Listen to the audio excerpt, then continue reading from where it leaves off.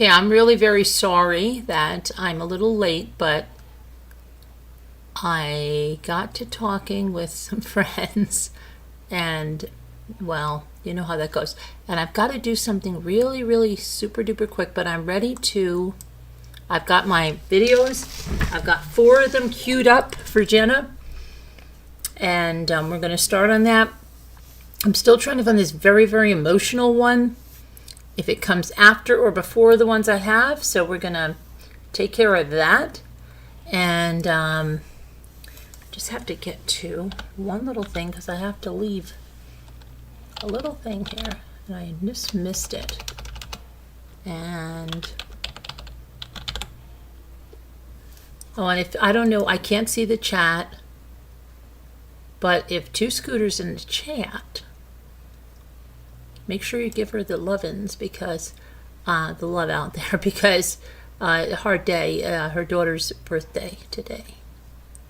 So, and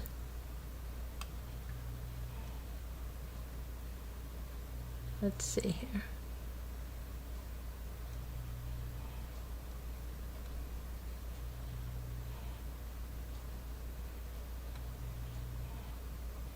So she went to, so yeah, here's a,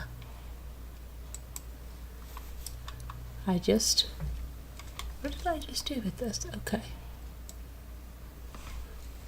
So they had a cake over here for her mother and Nikki. They went to the Chinese restaurant and yeah, they did. So let me just write something here because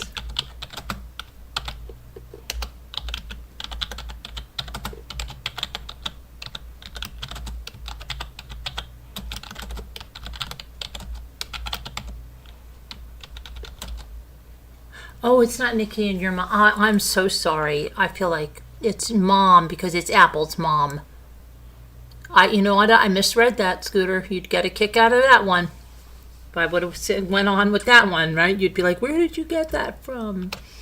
Yeah. Sorry about that. I was like, I didn't know your mom's birthday was.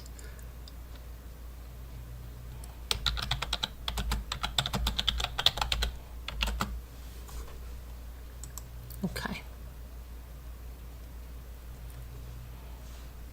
Alrighty, now let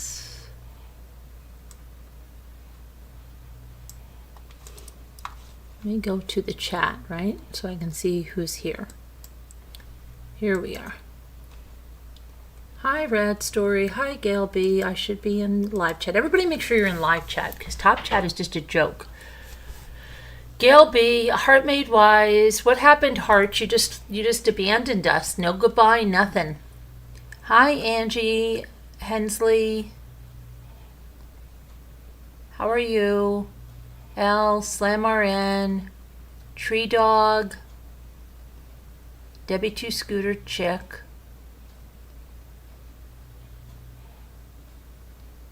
Yeah, I don't know. I got tripped up on that Scooter. I was like, I didn't realize, you know, when I thought I'm like, I didn't know your mom and Nikki had the same birthday, and then I'm thinking like, well, maybe they were close to one another. Yeah, but I think, isn't your mom's birthday in October? I think I remember that, or I think it is. Maybe I'm wrong. Who knows? My mind is not, you know, I say my mind is not what like it used to, but today you'll get a kick out of this one. I was going through old videos, and then we went to an old video and I heard this lady, and she was somebody that called in, this is like 6 years ago, had worked in a prison, and Al and Bucky were here with me, and I said, you guys, I think this is the same video where there's a lady that was addicted to ice. And they said addicted to ice, and I said, yeah, she was addicted to ice, and I was right. Now see, I can have a memory like that. Yeah, okay. But yeah, okay. See, I remember some things, Scooter, but not everything. No, huh? Okay. All right. So let me cue up the first video of Jenna that I have here to go. So in case you missed this, to give you just a quick recap, Jenna said she had 21 adopted children. She was married to a British man named James, who was in the military, who also, because he was in the military, they were able to do all these military adoptions. Now, there was somebody that showed up in my chat section and who created their profile on March 17th of 2025, who wanted to tell me that it was horrible that I was exploiting all these children. Well, I will tell you that these children are models that you see there. This little girl here was a hair model, okay? Jenna said these were her children. These were not her children, okay? These were not her children, but she was a Mormon, is a Mormon, okay? Does live in Massachusetts. Those were true things. But Jenna was not the mother of 21 adopted children. And I think we're going to hear a little more about her accident, when she was hit with a man that was driving a car that was in a diabetic coma, she said, that went up on a sidewalk and hit her when she went for a run. So now she can only go for 6-mile walks a day with titanium rods in her legs. Okay? All right. Let's, red story, everybody. Let's get on with this. And so... But there is a very, very emotional one. I sound like, I don't want to sound like Chris Watts with the emotional conversation, and I just wanted to get that,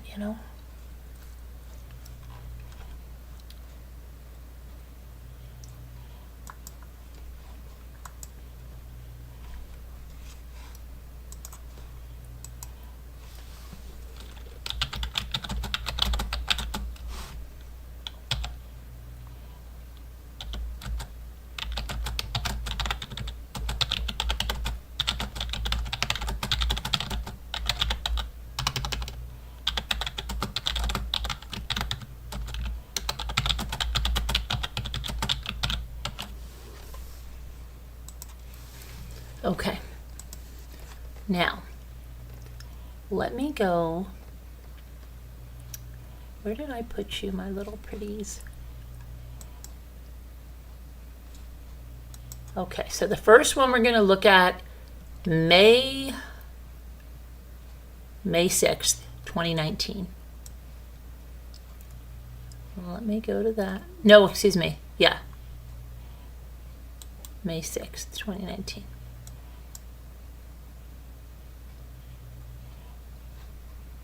I'm getting back on track with Factor. Scooter's going to say, Carolyn, get YouTube Premium. And I'm going to say, it's okay, Scooter.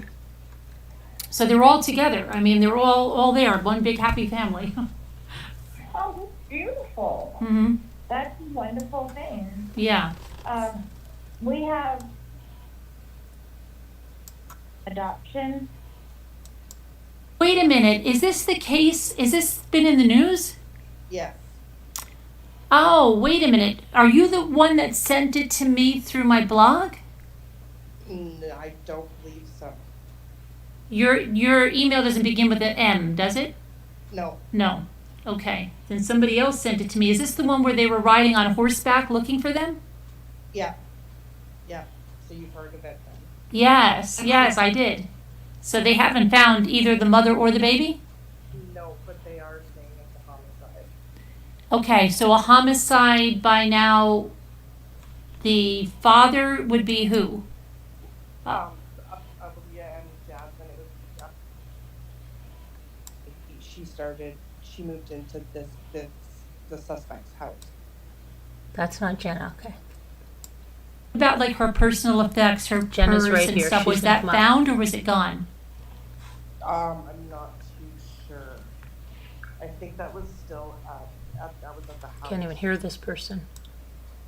The messages and the pings and then the blood in the Yeah, townhouse and then stuff like that. So you don't know what they could have, and if they say there's an I know you probably. And This is Jenna. Hi, who's this? hi, this is Linda. Oh no, Hi, this is Linda. Linda Woker. Hi, I was just going to tell you about the embryos you were talking about. Sure.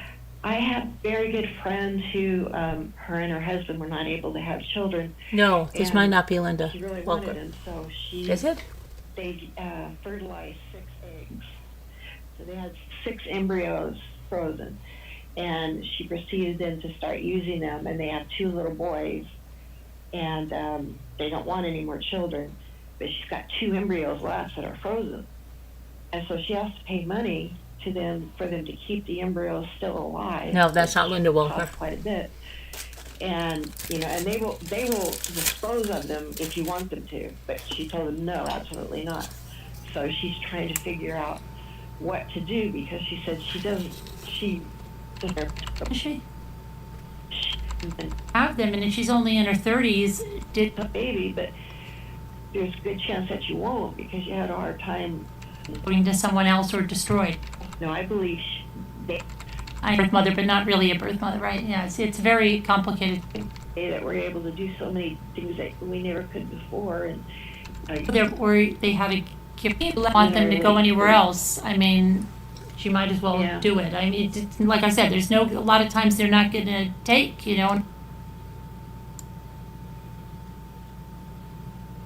fight it, and we'll get through it. yeah, and you might just want to do like everybody's been saying, do PayPal or Patreon or whatever, and tell them. Yeah, it's just, yeah. Like, Yeah, we'll see. Hopefully, they'll be back. Followers would go with you, whatever you. Okay. All right. Thank I have a you. question. Well, yeah, go ahead. Quick. No, go ahead. I know. I thought you were. So the people that are subscribed to you now, the number dropped way low. Is that true? No. No? Okay, because I was looking at the Hey, wait a minute. things. Hold on. Let me check. I don't think so. Let me see. I think we're almost at 18,000.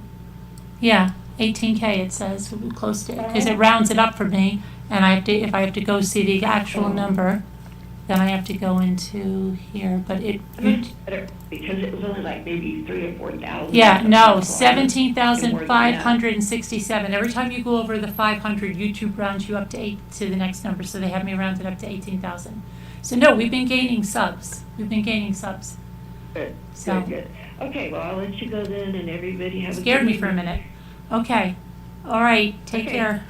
Bye. All right. Bye. So let's see what's going on here. Jenna was just on there. There she is. I have to give my opinion on everything.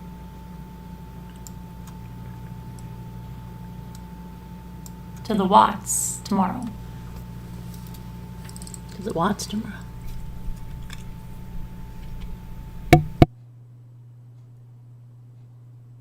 Delete my comment. It's Jenna. Hi, Jenna. So I wanted, because, I apparently have to give my opinion on everything. I wanted to explain a little about the embryo. It's not an adoption because there are no papers signed or anything. As soon as the embryos are released to the couple, they actually are on all legal papers, all birth certificates. There's no, as you know, I'm adopted. And I had my kids' original birth certificates, and then when they were adopted, it got changed to James and I. And with embryo adoption, that doesn't happen. As soon as the embryos are released to you, they're your children. Sometimes there are some banks that, because it does cost so much to store the embryos, that will charge you a pretty penny for the embryos. But there are also places where the biological parents can pick the couple that they give or they transact the embryos from, but it can't be called an adoption. Okay, very good. And so they're just, they're not referred to, that's what I was saying. They're just the parents. They're the parents, the birth, well, actually, if you didn't tell you. Okay, I'm really very sorry. Embryos implanted, the doctor after a certain date would have no idea that those children were not biologically yours. Mm-hmm. Okay. So, but it just makes a difference when, like the case I was saying, right? If they do all get together afterwards, it's hard to explain who, you have the bio parents of the embryo, and you have the parents that, carry the, that's when it gets confusing. I think for the kids also, for the babies that come out of this with the DNA of one set of parents, but was carried by another woman, is why were they thrown away?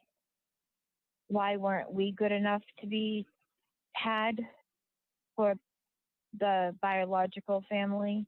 That has been an issue in the past with self-esteem and stuff. Right, but I guess in a way, like maybe this mother was, because if you see the case that I'm talking about, the mother of, which would be of all the embryos, is old. Older, much older than the girl's mother, the girl's mother is probably close to 50 now. This was about this mother, you could see maybe it was like her last hurrah. That's why she was having, IVF, because maybe her fertility was, compromised, and, I don't think the mother had she would probably say, I would have loved to have had more, but This was about a story, I believe it was in New Jersey. Here's my memory again, right? And I can see the picture. They were all met on a deck. I believe it was in New Jersey, and I believe it was a mother who had a child through through gift or whatever they, I think it was gift, where they inserted the embryo, right? Not just the sperm. So then she had a number of embryos, and those embryos she allowed to be, air quotes, adopted. And then one day when these kids were 18, somehow they met their mother, okay, whose egg it was. So that's what I'm talking about here. And yeah. Her age was probably very old. She could have had a hard time. And I would say then, if she said, look, I made sure that you weren't destroyed and that you were, put up for adoption, I think it's a little different than if she would be like 20 and just like, oh, wow, I don't know. I just, the mother had some serious, really, I don't think she could carry them herself. Yeah, I actually didn't know you guys there was a case that you guys were talking about. I wasn't. Oh, you weren't here then? Yeah. I just thought it was being brought up from that lady before. But in the case of the older woman, she wouldn't, it's not safe for the babies or for her, and it's better they get a chance of life and although children will guilt you with why wasn't I good enough. Hi, Victoria. Hi, Red Story. Hi, Super Chat Cut. I couldn't have you, so. She always had these things, that the kids are saying, why wasn't I good enough? Why wouldn't I? She constantly went on those theories, okay? I think that was a lot of projection. Right. I think the girls are very well adjusted because they seem to have grown up in a very good family, and now that they met the birth, everybody's all involved. Even the mother, the one that carried them, she wanted the girls to meet the family. So they're all together. I mean, they're all there, one big happy family. Oh, beautiful. Mm-hmm. That's a wonderful thing. Yeah. We have my son and daughter who are from Puerto Rico.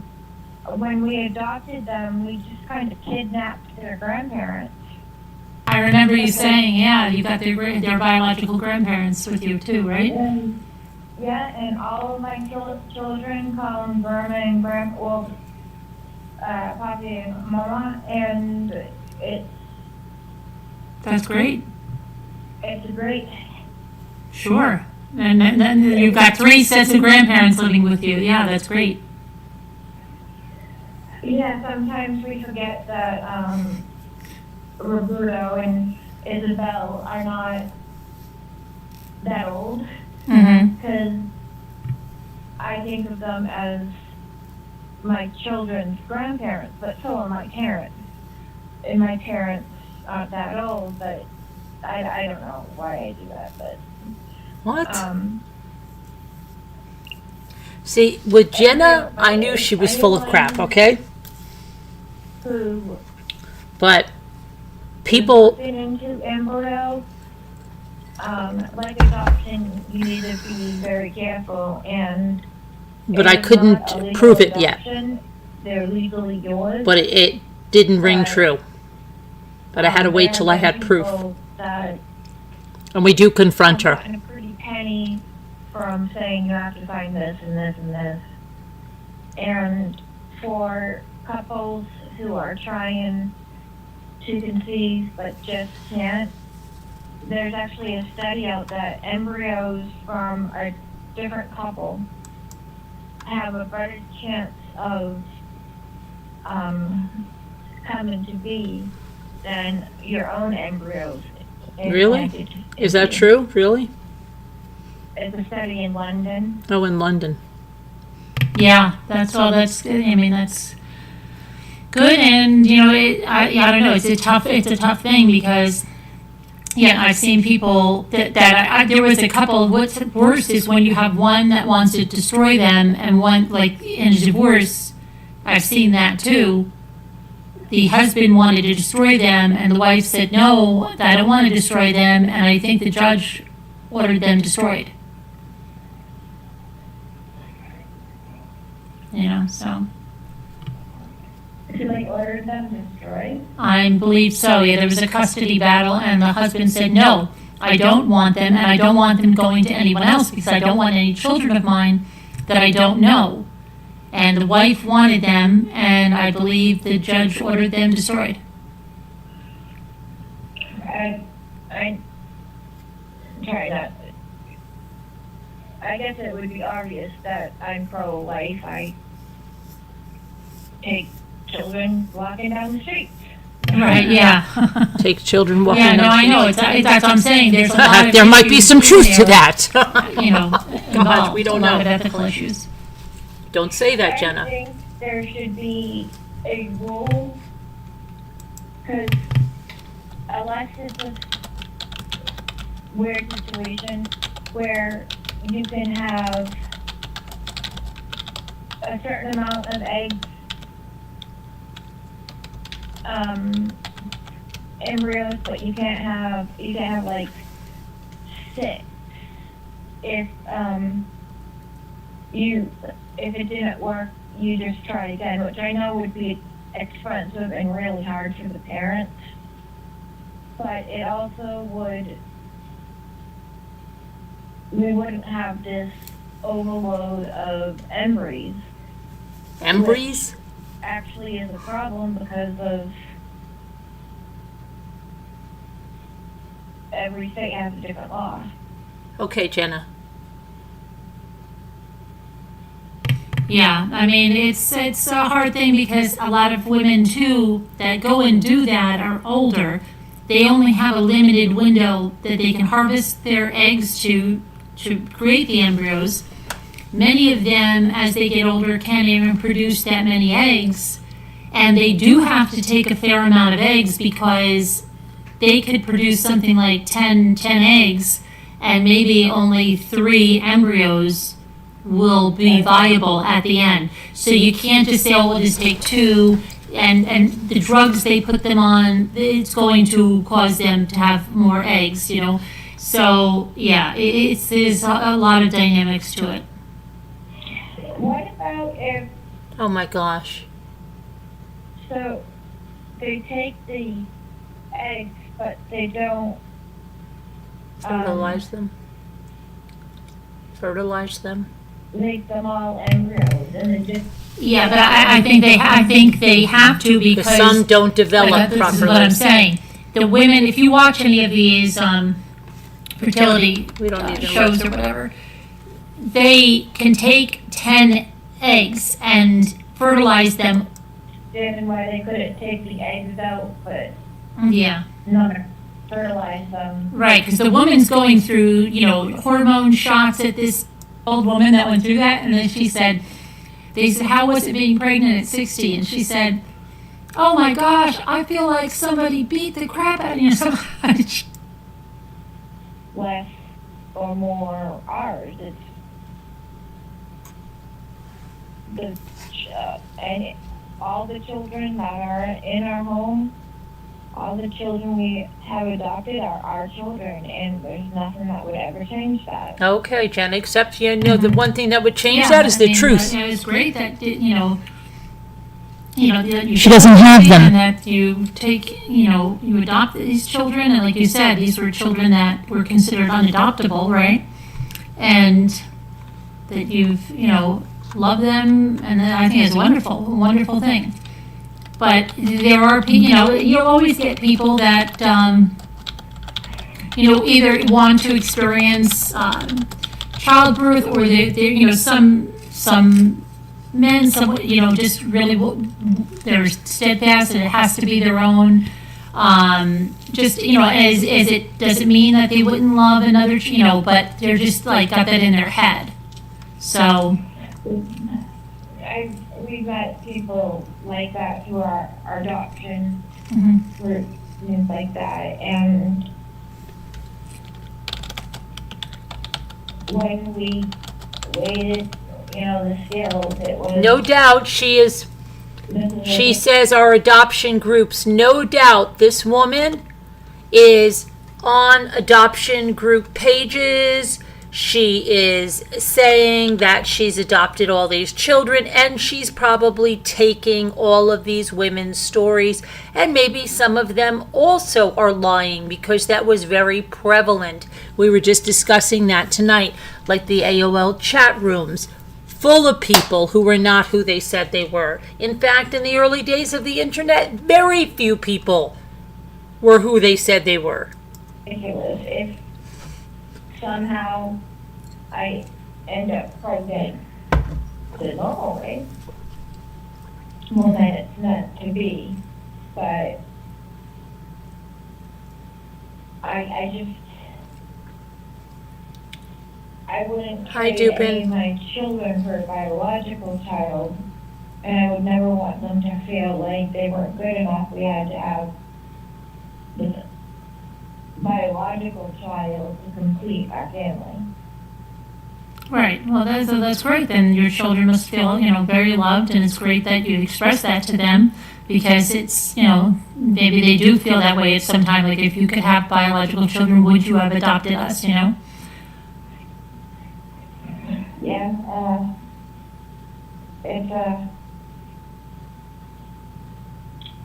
slippery slope, and Slippery with slope. all parts of parenting, it's just another thing you have to conquer, because in all ages and all stages there are trials and tribulations, and Mm-hmm.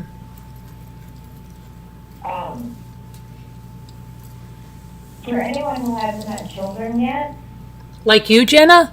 little girls are easiest as children, boys are easier as teenagers. Oh, girl, yeah. No, I have one girl. I have one girl and 4 boys, and I will tell you, God said, Carolyn, you can't handle another girl. So I know. Yeah, because girls she was around 6 years old. The hormones already kick in on girls, and My daughter, Lori, slammed the door on my husband's face and was complaining about privacy. Well, privacy is a privilege, not a right.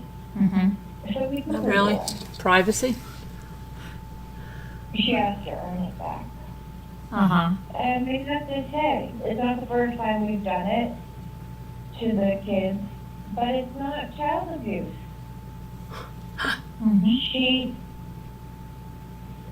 Things aren't handed to you and you can't slam the door in your father's face. And I honestly believe if more parents would say no, or you're grounded from the TV for whatever, kids would be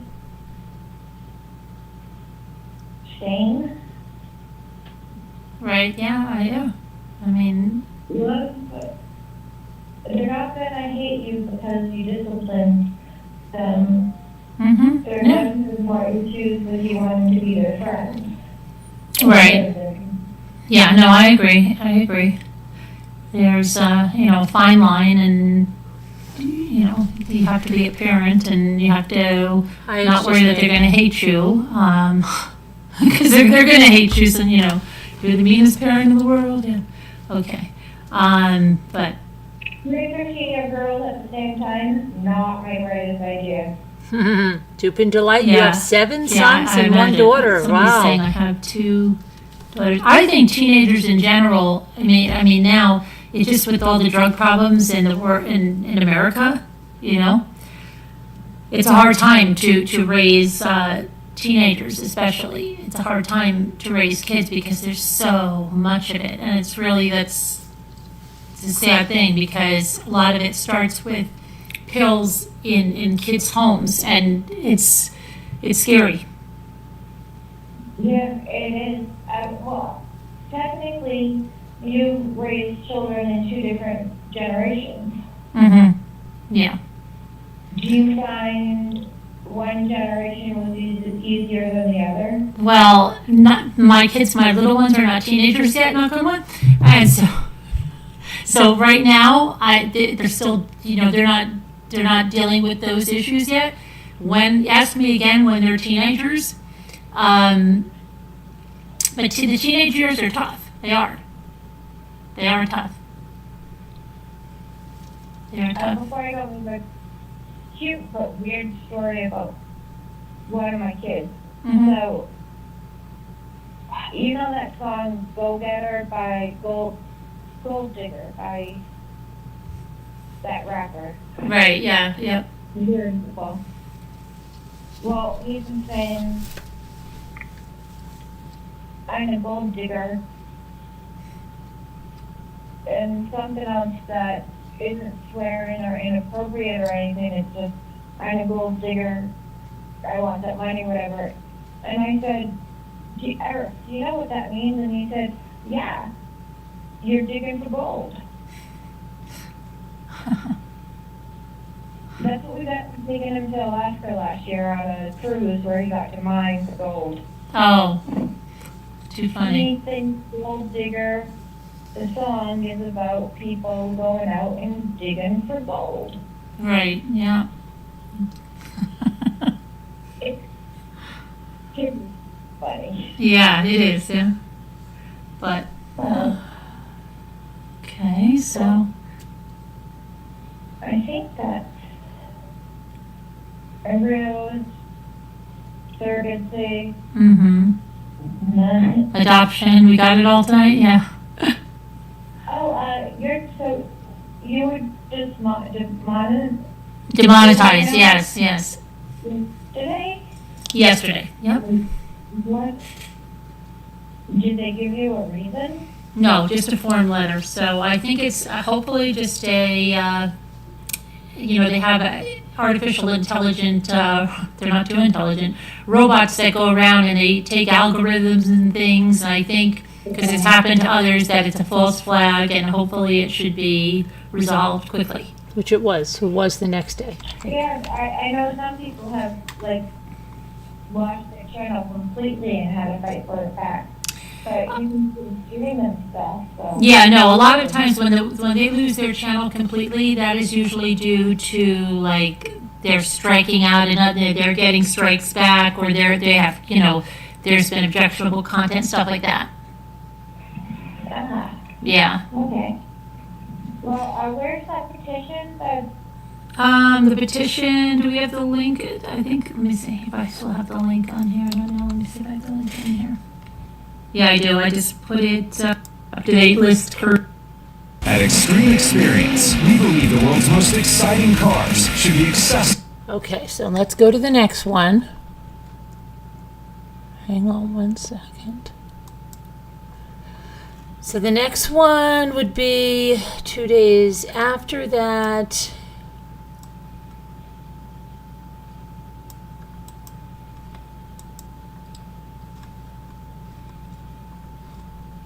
Just wanted to know that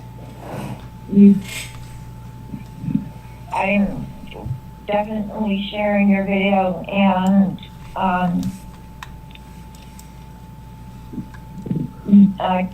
I already went to YouTube, Twitter to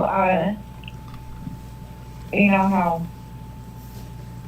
they have that site. Yeah. But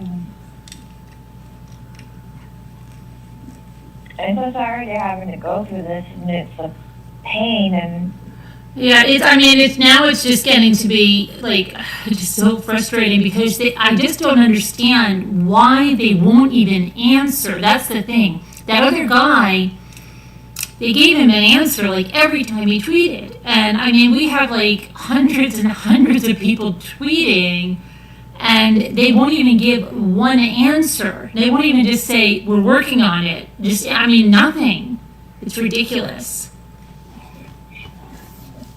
Hold on. So there's This one is back. She's back. Just make sure the wrenches. Somebody said that lemon imposter is back. Can you please get rid of that lemon imposter for good this time, because I didn't wrench them the right way. Oh, Christina's back. Hi, Christina. Yeah, Christina. That's a total imposter trying to be Jamie. Oh, I'm sorry, Jenna. I'm sorry. Oh no, that's no problem. I got to say hi to Christina over the so she can hear me. That's fun. Besides tweeting and writing mature, but things to YouTube, and of course sharing your video and things. Is there anything else we can do to help you? Because No, really, it's just Twitter is supposedly the only avenue. So just, I guess, sharing the video and tweeting is the best thing. Yeah, it really is. Yeah. the robot guy got his channel fixed within 2 days. Yeah, because he was taking out the 4th just like me, and he got his channel back yesterday. So, yeah, 2 days. And now I thought, that gave me hope. I said, well, because he had started in like 3 in the morning that day, and so we were like 12 hours apart, but then I still didn't get anything back. And I just look at the way they reply to other people, and I don't understand why they're not replying past that thing that we got through information. Oh, I still have the Christmas Yeah, bells. I thought we were done with the Christmas bells. They're almost treating it as if you're a non-person. It's Dupe not and okay. Delight, They thank you have for to- becoming a deputy rambler. Woohoo! Their mistakes and their screw-ups. A And new deputy it's not rambler. like on your channel, there's swearing and Wouldn't you like to be a rambler too? Yeah, and do you know it says if you go to the community guidelines, it says stuff about swearing, right? But all those channels, they're still on, they're still monetized, no problem. You know, I don't understand. Yeah, it's just, it's crazy. Yes, I was watching a different stream earlier, and I have a wrench over there, and I had to throw somebody out for continuing saying the F word, She has a and wrench over somewhere, yeah? that would demonetize that person's stream. Right. So that Yeah. Yeah, I don't know. It's crazy. Hey, staying classy. I mean, you have a great channel with great content. You connect with the people who watch you. See, I think that the thing that's good, I honestly think the thing that's probably going to, if YouTube doesn't respond, I think Linda Beccaro, I think they're looking into it. So I think now that there's a video and they got my information yesterday, I really think they'll look into it. It might be, you know, what they need. They might have a contact with the New York office. I don't know. So we'll see. But I think between her and, you know, but I think that's just tweeting and getting it out there over and over. Someone's got to see it. That's going to be, because they just have to look. That's all they have to do is just look. Have you tried the YouTube Fixer?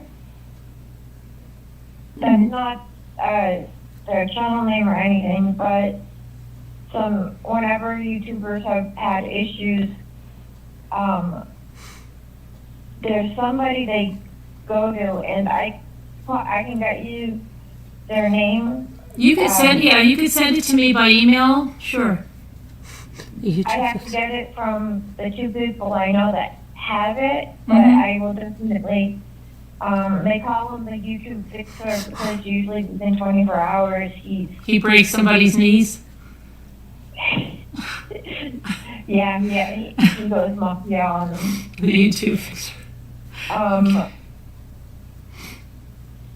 And I know this isn't helpful, but just know that we care, and we're here for you, and this will get better because eventually YouTube will get annoyed before we get bored with making it known they can't do this to you. Right, yeah, let's hope so. But, yeah, all right, I appreciate it. Thanks for getting me the YouTube Fixer. They call them. But I will definitely send that to you. Bada boom. Somebody said, yeah. Vinny, the YouTube Fixer. Okay. Has anyone heard of the YouTube Fixer? I just watched the Weird channel. Oh, thank you, Victoria.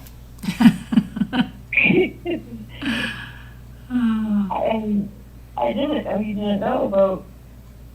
I don't know. Anyways, I'd like to say also that I thought Jimmy making lemonade in your fake kitchen, Yeah. limeade, was fabulous. It was like he was using real lime and a real limer in your fake kitchen. I know, that was good. It was good graphics. It's hard to get that because it's not so easy, you know? Just for another question, Uh-huh. where did the fake kitchen thing come from? Oh, somebody left me a comment and they said, I have your number. I know what you are. You sitting in front of a fake kitchen. And they said a bunch of other stuff about me, that I was a fake and a fraud and that I sat in front of a fake kitchen. So when people come in to get stuff like Yeah, and then other people said, well, you know, I don't think it's a fake kitchen because I've seen her husband and her sons walk through there. Oh my gosh. Do you think there's a possibility somebody could have reported you? Well, I mean, there's no doubt you can report a channel, so yes, somebody could have reported me, but it wasn't, it's not a copyright strike where someone's, first of all, they can't do a copyright strike on me because I don't use anybody else's material, but they would have to notify me if it was a copyright strike. You get notified, and I'm not notified. I have no copyright strikes. The only other thing they could report you for is claiming hate speech or something like that, which is absolutely not. Oh, wait, hold the phone a minute. I gotta tell these people something before I forget something to you too. Does everybody remember Hans that was in here the other night? Who remembers Hans from the other night?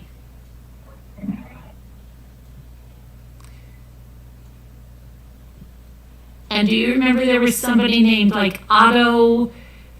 Hans had a really long name in the chat. Now, I don't know whether Hans had the name. Did Hans have a name in the chat, or did he just have a name on his chat up here on the phone? Hi, Prime But then Objective. there was another guy, Otto von something, von Himmler, something. He had like 4 names too, remember? And you remember when Max asked Hans if he spoke German, and he said, "I'd rather not say." You remember that? And then he said, "Why is she asking me if I'm German?" And there was just a really bad vibe. I don't know if you saw it from me.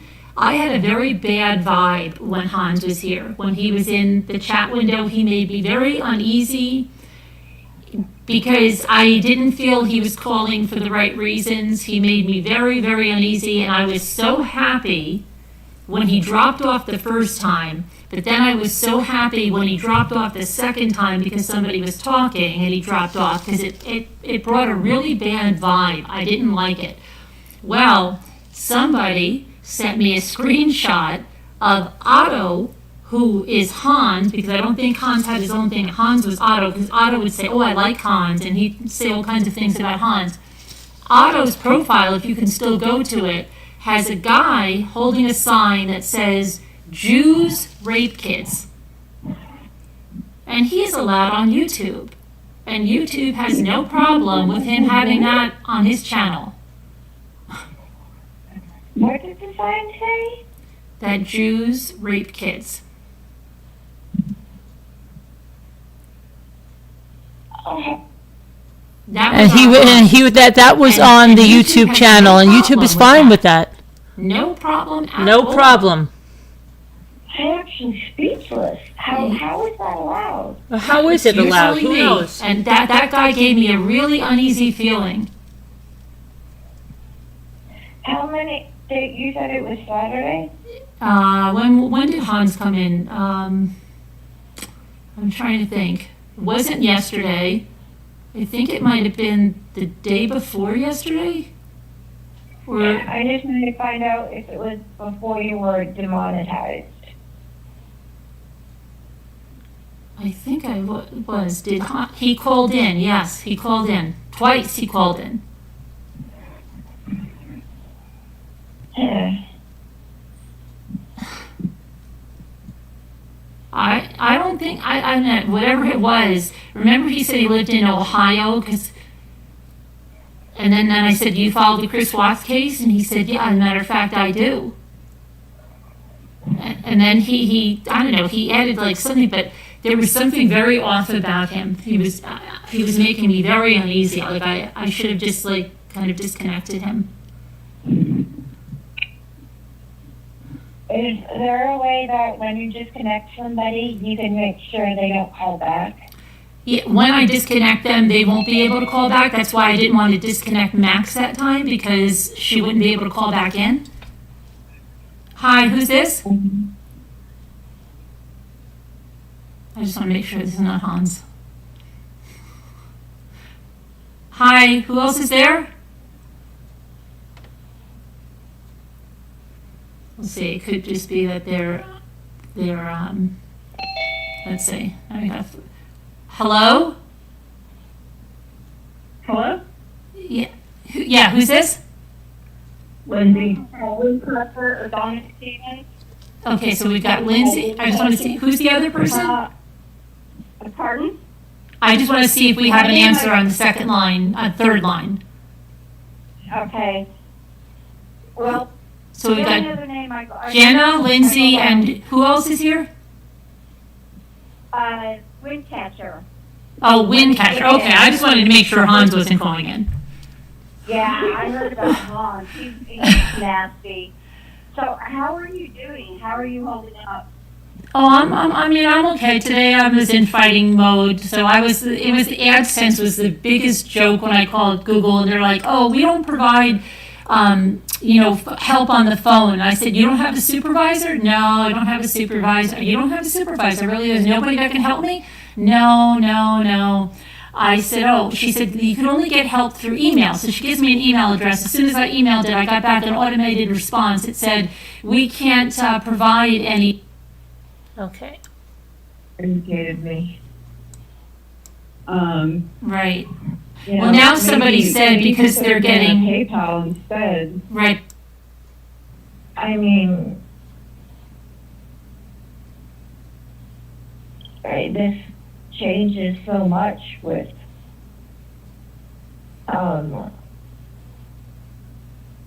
The disease, yeah.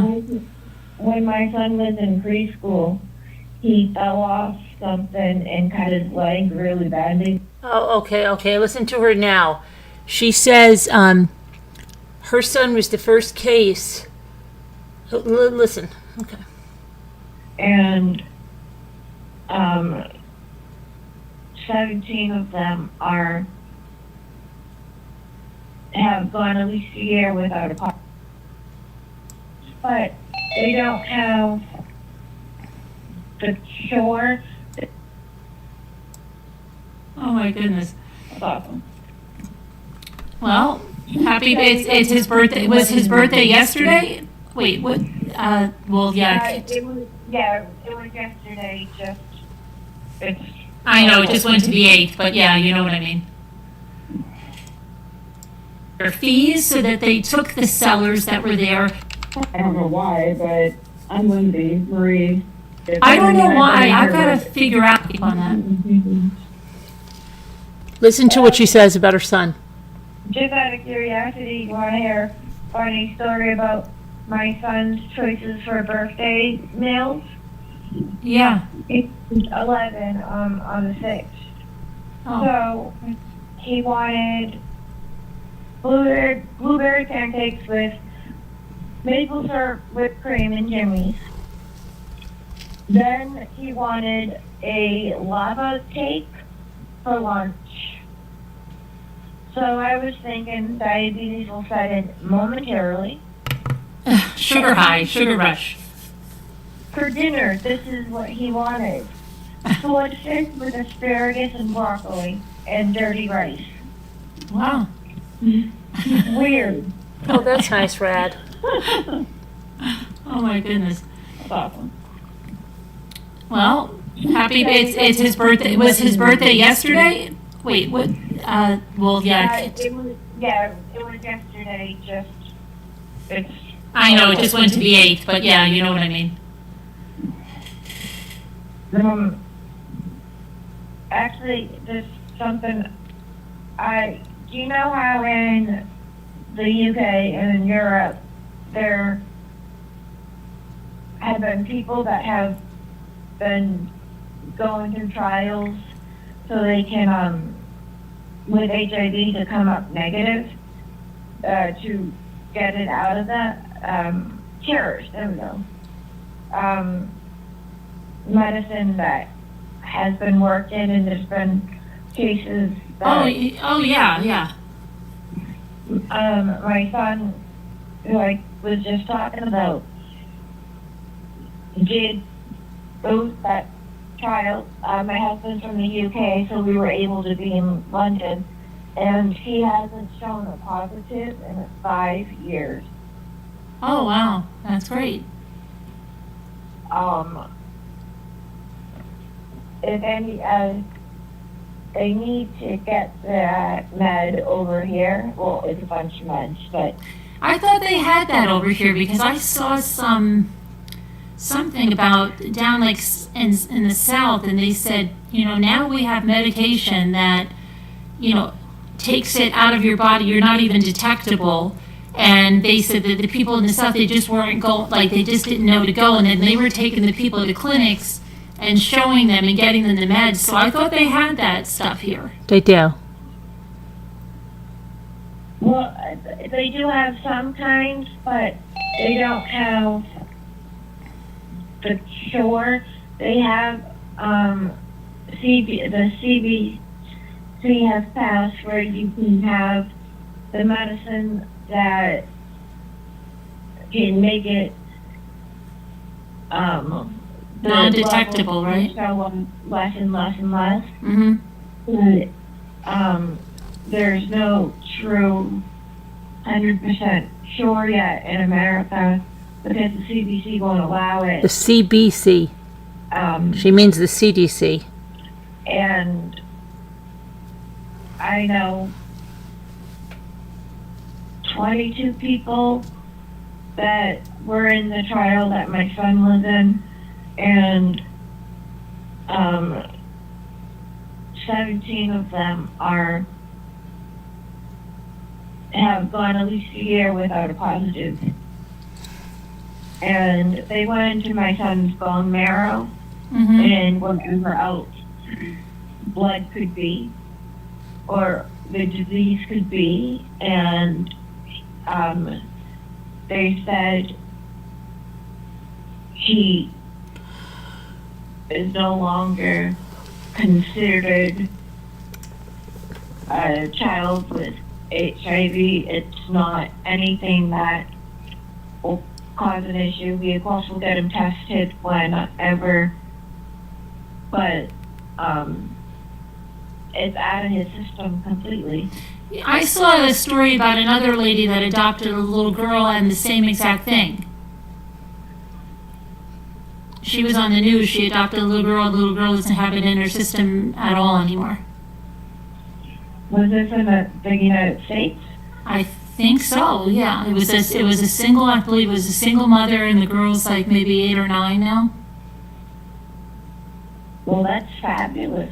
If they've gotten this, CDC has allowed it to hit the United States, and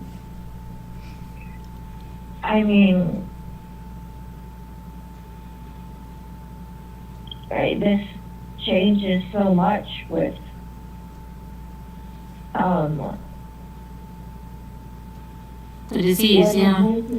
When my son was in preschool, he fell off something and cut his leg really badly where he needed stitches. And technically it shouldn't have been on the preschool form. Right. But for some reason it was, and the teachers wouldn't go near him. My husband got there because they called us to let us know something was wrong, and they were standing a good distance away from my son, who's crying and poor, and has his legs split open, and they wouldn't go near him. They wouldn't.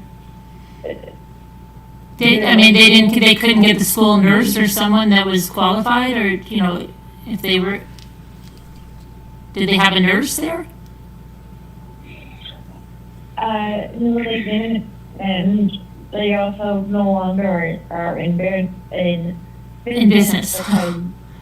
Yeah, they should have a school. It was a daughter that was shot. A daughter that was shot at 3 years old and killed. That Eric would say he wouldn't go outside and play soccer with his brothers or sisters or friends, because what if he bled and everybody went away from him?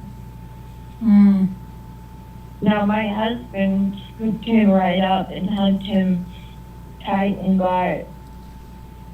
they hadn't even given something so that he could put on himself to stop the bleeding,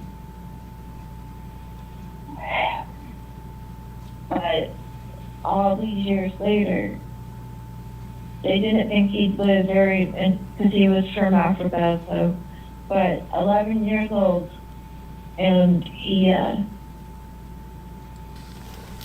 How old was he when you adopted him? He was 3. 3? Yeah. And is he the only one that had it? Yes.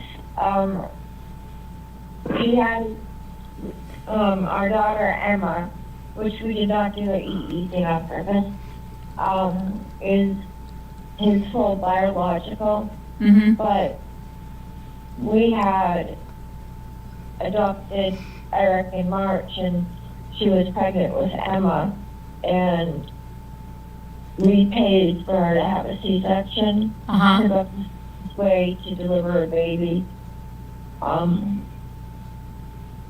When the mother has something wrong with her. And the baby didn't have it? Nope. And it's perfectly healthy, and so are the 2 other young ones. And,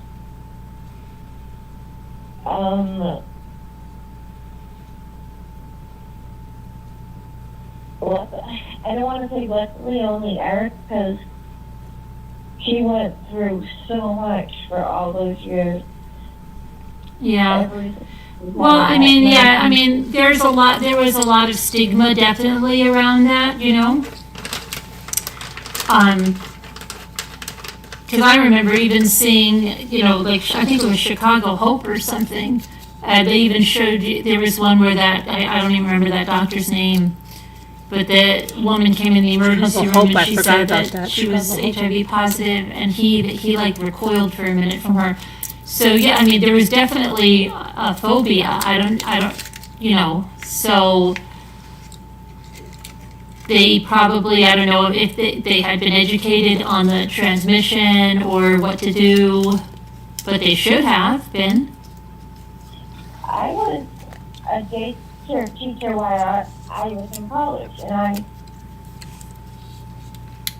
can't tell you how many kids you run to who fall or whatever, and it never once in my mind did I think, I have no cuts on my hand, I'm perfectly healthy, I'm gonna die if I touch this child. I thought, there's a baby in need, I need to get to it.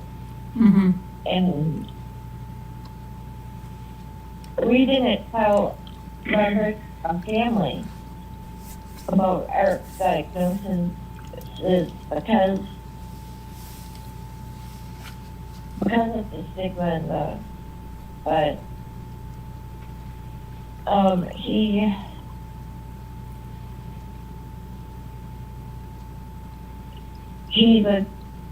now a confident kid, and I have 3 11-year-olds now and 1 10-year-old, all boys. None of them twins or anything, just none of them from the same country either. Hi, Miss Babe. But they wanted a rock climbing wall. So as a gift to all of them, that's good. And Eric climbed it, no fair, and he'll go on. He'll play and not worry about his blood getting on something, and that took years. Mm-hmm. Even after he was showing negative, the mental part of it took longer. Right. Yeah. Well, God bless him, and you know, that's great news, and happy birthday to him, belated birthday. I'm not exactly sure why I told you about that. Yeah. But She's not sure. I don't know, I guess it needed to be heard. Maybe someone in chat can have something they needed, or Mm-hmm. Yeah. you know, it's weird, but Right. Yeah, you never know. Mm-mm. I will tell him happy belated birthday, and I will bet you the name of the fixer. Oh, the fixer, yeah. The fixer. And I'm really glad for that little girl in the South. Yeah, yeah. Well, I don't know if the little girl was in the South. They were bringing other people, but there was a little girl. So I don't know where I'll try to find it. And is on the line now? I can't hear you. Who is it? Hello, Caroline? Yeah. It's Delia. It's who? Delia. Oh, Delia PR? Yes. Oh, okay. I was calling you Delilah, so I was calling you the wrong name. Okay. Over, and he claimed that 2 or 3 Hispanic men hit him over the head and abducted all 3 of them.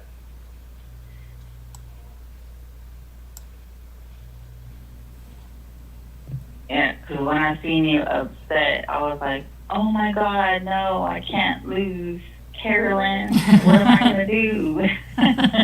Yeah, because like I do have to go through that. Like I do go through like getting really upset, then getting really mad, and then the mad goes to, then that's the fight comes out, and that's it.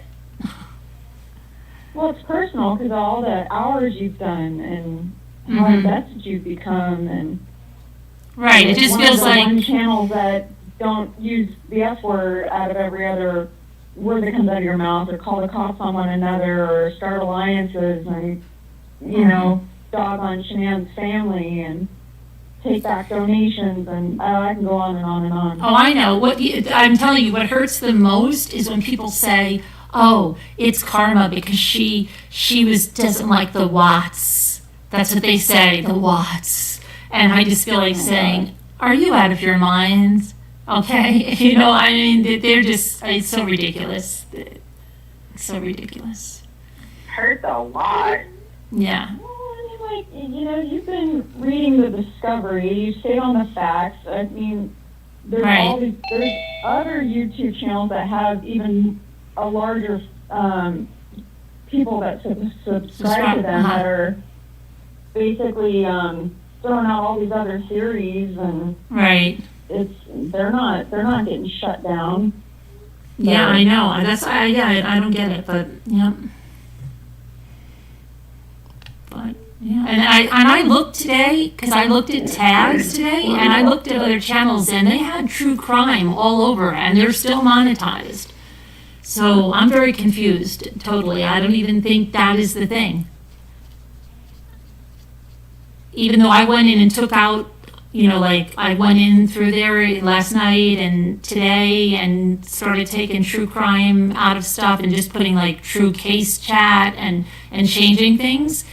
But then I looked at a lot of other channels and that are monetized, and they had true crime like even a couple of times. So I'm confused. And they use other people's content. Mm-hmm. Yeah, I was surprised there was channels when he had me do that extension, and every time you go to another channel, you can see all the tags they use, and there's like other channels, I won't say which ones, but they're using in their regular tags a whole bunch of other channel names. And I'm like, oh my gosh, okay, that's so bizarre. But yeah, it's very bizarre. Right. It's crazy. Yeah. You've got to be, I don't know, you've got to have like no confidence in yourself to have to put other people's channel names in your tags.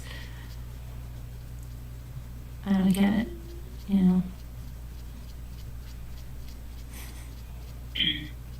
Right. You're not doing anything, I mean, if anything, you're doing a more clean version and a more true factual version. I mean, sure, we have some, you know, debates and whatnot, as anybody should. I mean, heck, you even changed the story back in February. Right. So you're not doing anything that isn't on other people's minds, and I still don't think that we know everything yet. So, I mean, but you have people out there that are, you know, implicating other people, other coworkers and everything, people that are blatantly asking for money from their subscribers. Mm-hmm. And, yeah, I'm hoping it's just a glitch, and, you know, you get a good birthday surprise and everything gets fixed. Yeah, absolutely. I hope so. So, yeah, we'll see. We'll hopefully, you know, maybe in a few days. Because I did see someone that gave me hope on Twitter. They said, well, after 2 weeks of like absolute hell here on Twitter, It does matter because I don't allow hate crimes. There's no hate. Where is there a hate crime, though? I mean, can you show me him and then... Your header is a hate crime against a certain segment. Oh, you're talking about that guy, yeah. Because I knew who he was. Well, obviously he's not that bright when his freaking screen.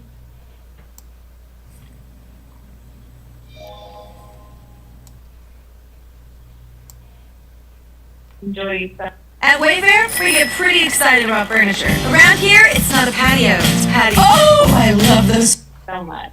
Oh, thank you. But I really appreciate what you do, and and you're one of the cleanest channels out there, and it's just so nice to come in here and listen to people. Nobody's backbiting. There's I hate gossip. Right. And, just listening to, the stuff that goes on over there, and I'm not going to name any, anything in particular, but I can't listen to any of them. Right. If somebody wants to watch it, they watch it. If they don't, they don't. That's all. Right. And it's a lot of burden on you because not only are they, able to use your channel, but you have to be popular. You have to bring the people in that want to watch your channel, and that's the only way they're going to get their ads seen. So, they should take care of their, people. Right. They should, yeah.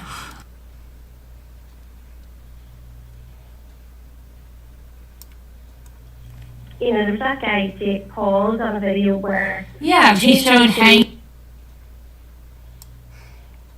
Right, but I wanted to do that. I've seen people cook the cookies on the car. Like the slice and bake chocolate chip cookies. Decipher it. Mixed up with... Oh, look who's calling in. Raping kids, Jews. Oh my So goodness. I have seen in here a Lily Bell. But yeah, my I don't mind telling you, my real name's Belinda. Right. People call me Belle. Okay. But I think I told you the other night that that I've always stalked in the past, so I kind of switch things up. So I don't like to say. But anyway, I'm Lily Belljoy. I'm the one that obviously is on your lives. I'm the one that, hi everyone. And sorry. And I'm the one that did start helping out. The Ramblers. You've got my email. Right, yeah, right. Although, Well, I know because I can see you now. I know who you are. Yeah, I mean, I'm not that dense. I'm Aussie. I'm Aussie. Oi. But Sarah's definitely taken over because of my Right. need to keep telling you, but yeah. But you do, through the book club, see this is what's confusing. Through the book club, you have my other email, and I'm known as Belinda. Oh, okay, but... So you may be getting confused. I don't know if that's confusing. No, you know what I'm confused about? Because when that other lady called in, somebody said Lily Bell is on the line. That's what I got confused about. Well, see, I saw a lot of obviously there's Belindas in here, and I've seen a lot of Bells. I thought, I'll put Lily Bell, so I changed my name, and then I saw another Lily on here. So, I mean... Okay, Yeah. so wait, caller from Virginia, if you're here, let me know your name. So that now I'll forever, I won't know. I was so confused when I was talking to her. I kept saying, how could this be Lily Bell? Because this is not Lily Bell. Yeah, there's no way, unfortunately, I can get to the US. But, yeah. I just wanted to say one thing, only because I'm not able to type. But Ozzy Ellison, she wanted to know, she mentioned something about the poor things just being diagnosed with fibromyalgia. I can't hear you. Can you talk a little louder? Really? Yeah, really. Something's wrong with my headset. Oh, that's much better. Okay. Ozzy Ellison mentioned earlier, and because I haven't been reading, can you hear me? I think you have to hold it. You might need some tin foil or something. I might need a new headset. Yeah. My husband's going to be happy. Yeah, Ozzy Bell, not Ozzy Bell, oh my goodness, sorry. Ozzy Allison. Oh yeah, Ozzy Allison, right. Yeah, and because I haven't been reading the chat, and she did ask if I was being around. Well, I'm here if you need to talk, by the way. Sorry, it's just because I can't really type. And she did mention that she's just been diagnosed with fibromyalgia. Oh. Poor thing. And yes, I do have that, Alison. So, and I think actually there's quite a few people in here that actually have fibromyalgia. I think so, yeah. Yeah, because I've discussed it a few times with a few people. So She's discussed it. It's like her channel, right? She's discussed it a few times. She's up here because she can type. YouTube as well, which Black Rose has put up a few times. Can't handle Do you it. have that? How come I don't know it? Probably because I have a YouTube channel and there's only one video and it's really bad. Oh, okay. What is it called? Oh God, I think it's just my name, Lily Bell Joy. Oh, Lily Bell Joy? I'll have to check out Lily Bell Joy. Yeah, I'm not doing, I want to do videos later on, but at the moment I'm just resting, listening to you. And these, yeah, so, but yeah, I just wanted to call in because it's trying to type for me, so, you know, when I type. She just had to call. She doesn't feel like typing in, so she's just going to come up on panel and talk to the people in the chat. Tell me the other creators that allow this. Just tell me. Because when I leave, it shows me Lily Bell Joy when I'm leaving. We've got to figure out how to get everybody to put their name at least in. And it would really be good to get at least a picture for people that don't want to come on camera, so we don't have to be like surprised, like who's there, who's there. Absolutely. Because I understand about the camera. Up till 2 years ago, up from the age of 16 to about 40, I never took photos of myself. So now I'm just like, I don't care. I'm just getting on. Yeah. But there's one other thing I was going to say real quickly, and I'll let you go because I'm always on here. Because she's always on here, yeah. Oh, my memory. Dear. It was something to do with, I don't remember. You know, I'm going to remember when I hang up. And then she'll come back on because she doesn't feel like typing. Myself in the head. Okay. But yeah, I'm just saying there's a lot of people in here that unfortunately do have fibromyalgia. Yeah, it's not great. But if anyone wants to talk to me about that, you're welcome to contact me. So. Okay, Kathleen says that she loves you. Oh, I love you too. I love you all. And you know what's so frustrating for me is I'm listening to you, Caroline, and then I'm listening to I'm seeing little bits of the chat every so often, and I'm like, I want to comment. No, I'm not. And I'm like, it's so frustrating for me because I'm such a social person. Yeah. Do you ever? You can't do a talk to text? I used to do that, but. Without getting into, because I don't like to come across like I'm complaining, but I've got a jaw disorder. Yeah. That's why sometimes I don't. And it's only been the last month from the past year that I've actually been able to really start to talk. So I can't even chew food. I'm literally on this really strict diet, and it's only vegetables. And basically, it's like you know when you're at a nursing home, they used to work at a nursing home, and it's like almost Vitamized. That's basically my. Oh, and the Vitamix, yeah. So yeah, I haven't, but I might look into that because when I first started into the internet way back when I was 18, I did have a voice, like I was the voice, and it did it for me because that's when I was unable to move. So I might look into it, but yeah, I'm saying everyone hi. All right, yeah, anyway. She's allergic to her husband, Scooter? She was allergic to her husband? You want to say, yeah. Save Robbie said he loves you too. Oh, boy. Love you too, Robbie. And I joined your music channel too, by the way. So, yeah, I joined a lot of channels that have been on here. So, yeah. Did you get Happy Bee Cakes? Yeah, I was going to say, that's the only one I forgot to, because I was listening. And is it Happy Bee Cakes. I think it's Happy Bee, like the flying in. I think that's what it is. I thought it was beef cake. No, they're happy little cakes that she's making in the kitchen. All right, I will definitely add her as well. So anyway, I'm going to get off because I don't want to take up your time, and I really don't have much to say. Well, I do, but we'll be here all night. Right, yeah. and Aussie Allison. Everyone, my I didn't say that. dot Bell. No, sorry, Lily Bell dot. God, I'm hopeless. I'll let someone else get on. All right. Look after yourself. I'm really proud of you. I knew you were going to get back and come back fighting. Oh, I am. I'm fighting. You're very much like me. We're emotional beings. We need to process it. You know, process our emotions, get angry. Right. Going through the 5 stages. Yeah, right. Yeah, absolutely. And then you come back swinging and they're right behind you. I've actually even gone and read it. I've done it on there. My Facebook group that I have, it's got over 800 people on Facebook. And I think I told you last night that I've actually I never do Twitter.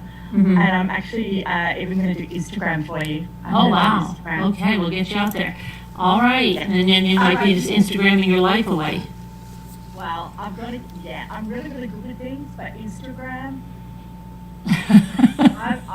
I tried to do an account, but I forgot my password. She's probably on the talks now. She's probably over there on the talks. How about that? To say Okay. So that's Lily Bell. We're going to be doing, these people are intertwined. Jamil, Lily Bell, Jenna, Linda Welker. They're all intertwined, okay? So let me get to... But there is a very emotional video, and I am dying to find that very, very, very emotional video. But here's the next one. Let's see. Pretty much, I don't think I could do it because I'd go all mama dear on them and like don't mess with my kids. Right. Off limits. I'm actually interested because I know you do this. Would you talk about the kids and? Yeah, I mean, I just think because my story, but they too. Is up a little bit because like his son especially is very so I don't know if they're other please and thank you. I get wary. So Amy Woodrum, if you're in the chat, I need to know a little more than that on why you want to call in before all right, I'm just going to put Amy's, I'm just going to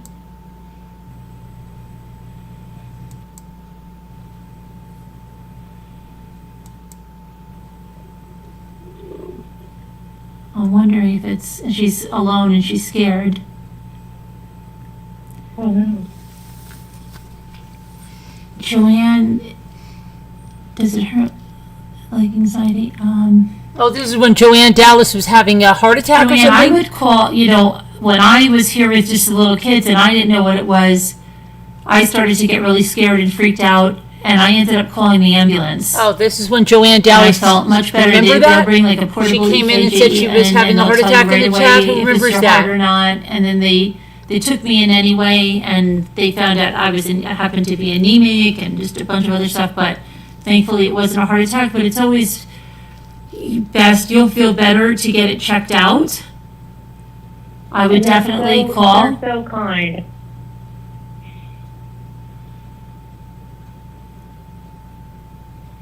And we can be with you while you call, so you're not alone. You're with almost 700 other people.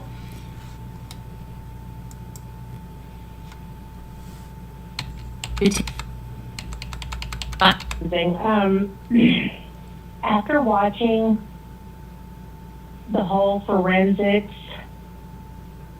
with the phone and everything today, right? Everything that they can get. It kind of, and I don't know if someone else feels this, maybe you feel this, it kind of makes me rethink a little of the Chris Watts, because we know they cannot Everything goes back to Chris Watts.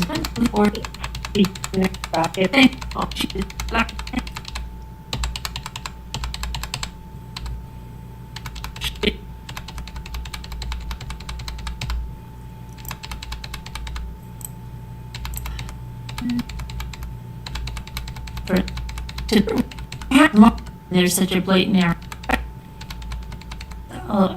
Alicia, I think you're back in the chat a little bit, like you're not live with us, and that's why. And Jenna, I bought a pineapple too. I got another pineapple.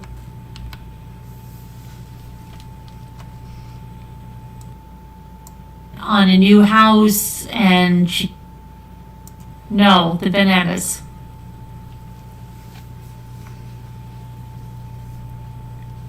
Oh, Allie, see, she's looking because if she's back there, right, and she's seeing that we're looking, here's how it works, because we figured this out one night, because it's very weird. If she's back there, she's getting the chat that's back there, but then if she writes new chat, it will come up where we are. And that's why it gets like that. Yes, Kathy, she's moving, and I think she's closing on a new house, and she just moved out there, so there's a lot to do. Hi, Jenna. Hi. So I just want to quickly clear yesterday up. Okay. Yesterday, so something happened. I technically did repeat what the news said, but the news, I guess, didn't understand it was a rerun. And the 2020 Watts case was re-aired, and I'm not sure why, but my local station wanted to, I'm not sure why they did this, but reported that look for more than, yeah, that is a really good point. And while I was thinking about the boys and all, I was thinking, what if, because of I've been in the world of getting children and biological parents and stuff, what if he, out of spite, still wanted her, and then, but then What is she talking about? he had the baby, she would have had, he thought. Is up a little bit because, like, his son especially is very regimented, very into, like, he doesn't even, have, like, he wouldn't even dream of having a party if his father, and my cousin would be kind, and it's what the district attorney said about it, so. But my left lung is not doing what it's supposed to be, and I'm supposed to be getting ready to, I'm supposed to be working on healing for a transplant. Okay, she's going to talk about her health. Let me see. What it looked like when I was in my coma. Oh, yeah. I wanted to get this because this is about her coma. Teacher, you had, of course, but I always thought it was a little, eye wink and a finger point to the parents with a little click of the mouth from God saying, yeah, well, now everything that you want, revenge of the grandparent and children on the parents. Yeah. I don't know why. I have a picture of it. Now, is there anything at this moment we can do for Amber? No, not really. Just prayers, and just support. And like I said, she does have a good support system there. And Cowgirl Up did send the flowers, so that's nice. Oh, where do we owe for that? No, she won't even let anyone. Well, thank contribute. you, Cowgirl. That was Yeah, she's very sweet. very lovely of you. Yeah, I think I think Amber will be getting them tomorrow. She tried to get them delivered today, but they couldn't, so I think they'll be there tomorrow. I think tomorrow. I mean- you know, Yeah, nice, your home mistake with that. Ask those questions about Amber. And actually, why I'm at it, the Kelsey there. yes, for Kelsey Barrett, well, do you Google it? Just, I went still relearning, and Oh, here we go. Still I relearning. hope it wasn't that hard to read. oh, no, She's still relearning. That was then she's. no, not at all. When did you have your accident? Okay, let's hear this now, okay? 2005. 2005. 2005? Mm-hmm. Oh, January 31st. January 31st. Wow. But I had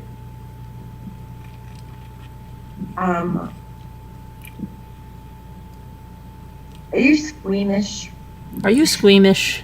no, I mean, no, you can, no. I'll send you a picture of what it looked like when I was in my coma. Oh, okay. I asked if you were squeamish because of all the different tubes and stuff. You don't see blood or any, but yeah. That's the picture Okay, all that she right. showed us, okay? I went through when I have a right brain. You know, it's actually all white and It's all what? white. It's Oh, the right side of your brain? right frontal lobe. Yep. Frontal lobe. A diabetic ran me over when I was out for a run. Diabetic ran her over when she was out for a run. And Was it in New England? yeah, it was in Braintree. Wow, Braintree, crazy. Massachusetts. Yeah. January 31st, 2005. How long were you in the coma? I was in the coma for a little over a month. A little over a month in the coma. I wasn't in the coma for my brain damage though. I had compound fractures. She had compound and- fractures. All four, well, both upper and both lower legs, and they put Both upper and both lower legs. inside my bone, all going all the way of each part of the limbs, and then I have a plate in my hip, and I have A plate in her head screws, and screws. which She'll make the joke about the screws being I loose. make She a does it all the joke a lot time. about how I All have the a time. screw loose. Yeah, screw loose. I actually have screws in me. It could be a screw loose. That could be loose, right? Yeah. Yeah. You want to call me crazy? Well, sure. I have screws. That's not an insult. But I also have the breathing issue from Breathing issues. this. I believe I already told you this a while ago, but my left lung is not doing what it's supposed to be, and I'm supposed to be getting ready to. I'm supposed to be working on healing for a transplant. Transplant. Oh, yeah, right. And your brother's donating that, is that? Yep. Yeah. Brother's donating it. And one thing, just because I luckily they told me I never walk, talk, feed myself, any of that stuff again. And well, I do that all. But they pretty much said I'd be an awake vegetable, and You're pretty good for an awake vegetable, right? An awake vegetable. Yeah. I'm broccoli. You're broccoli. Well, it's, you know. But, luckily, because of what we already had set up, we're still able to adopt and stuff. Because usually they'd look at somebody like me and say, no. But, and the kids come first and get what they need. My public service announcement, the children always come first and our Public service announcement. Her fake children always come first, guys. Her fake children are always first. Yeah, well, you're an inspiration. Did you ever think of... She used to say that I was a baby whisperer because I forget what the little girl's name is. She goes, oh, she just hears your voice and she, you know, it comforts her. Do you remember that, Scooter? Would she would say all that all the time? Have you ever spoken to any, you know, either, you know, like traumatic brain injury groups or any other group, like doing some motivational speaking? Yeah, motivational speaking down over there. I actually do. So I work with veterans. She does all her motivational speaking on YouTube. I'm coming home with a TI, traumatic brain injury. Right. Because one thing that you have to have if you, I once called to make an appointment for my orthopedic, and the nurse said, oh, you're still alive? It says here you're dead. Because they didn't think I'd live this long. She's told this story at least twice that we've heard just in the last few days. Anyways,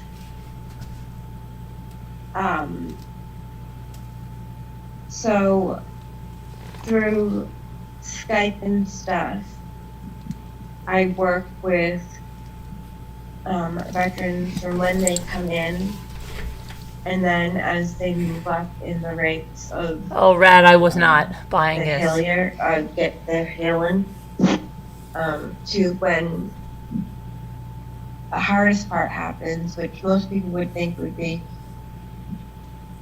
waking up and finding out you have brain damage, but no, it's when they're getting you moving and you're in the rehab, no longer the hospital, you just floor up, and you learn that again, it's normal to be bedpanned or whatever in ICU, but when it happens up there, it's completely different. And so I work with soldiers on the fact that positivity is one of the best. She's working with the soldiers. If I didn't have a positive attitude, I wouldn't get where I go. And if I didn't fight, I wouldn't be where I am if I didn't have a great support system. Yes, Misbehave. Do you remember So that? I feel it's important that I give back. Do you remember that, to Misbehave? anyone I can, what my family was able to do with me, and also the positive outlook and stuff. Right, yeah, I mean, but yeah, like I said, you know, I mean, I think that you have just a great story to tell, you know. Yeah, why don't you maybe even writing a book. Have you thought about writing a book? I actually have. I was giving her stuff to do. I would want it to be.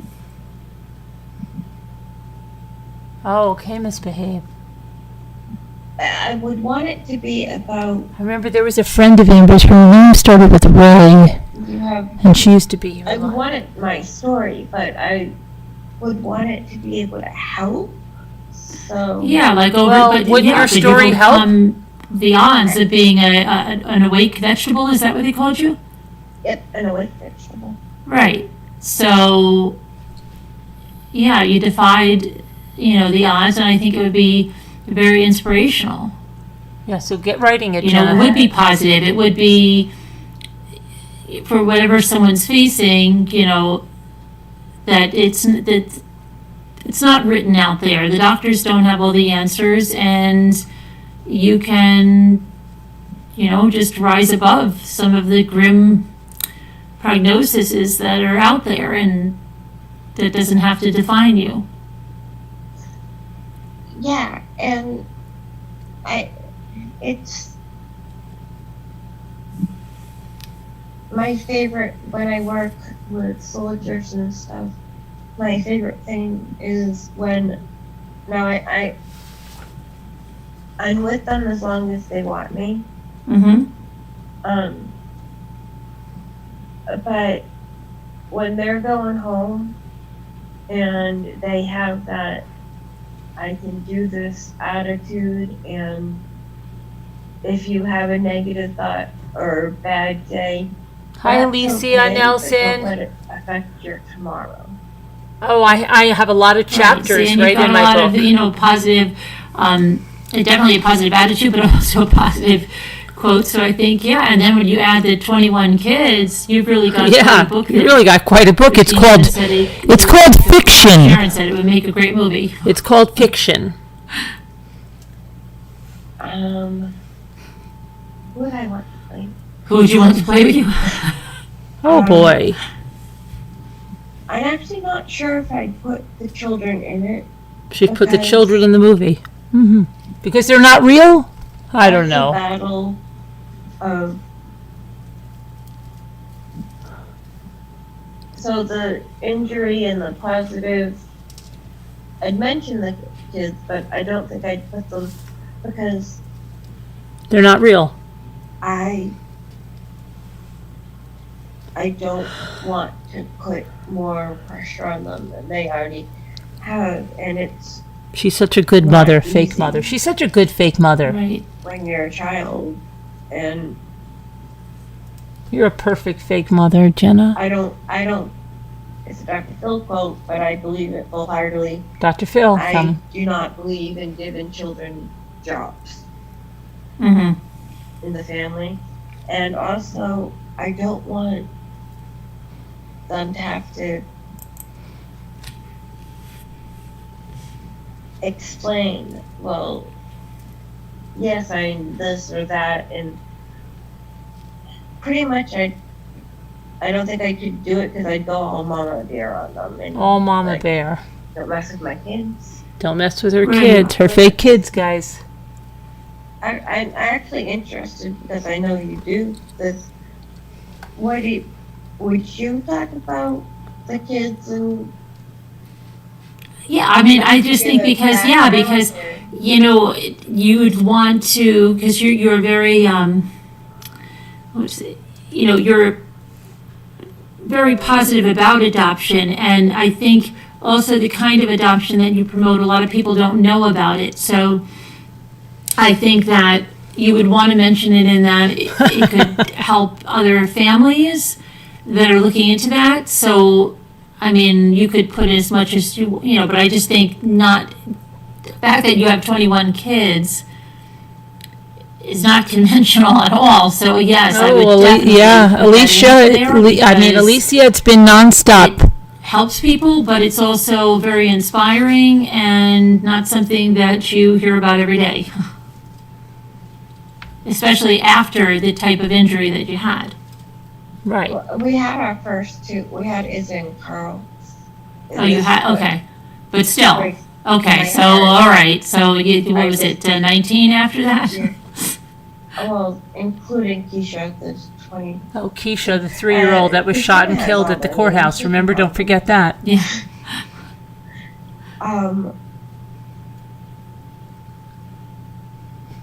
And also, another book issue is, well, I've emailed you a few times. Obviously, I graduated from BU. I was a teacher and Boston University? that was all gone. Was a teacher? And I had to forgot all relearn. that. So How to relearn. I think I'd have to have a ghostwriter or whatever it's Ghostwriter. called. That, or I mean, I think there's even programs too that can help you. Yeah, but I mean, if you get your story, yeah, you could work with someone like that. Sure.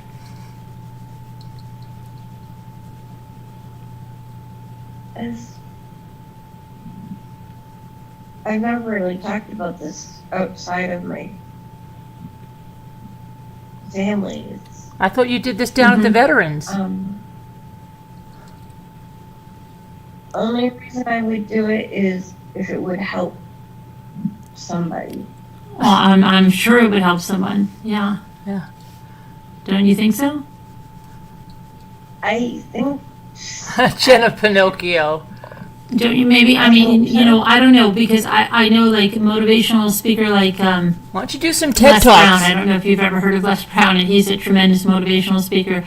But when he got cancer, the first thing he said was, I want to be surrounded by people that had the type of cancer he had and survived it. He didn't want anything negative.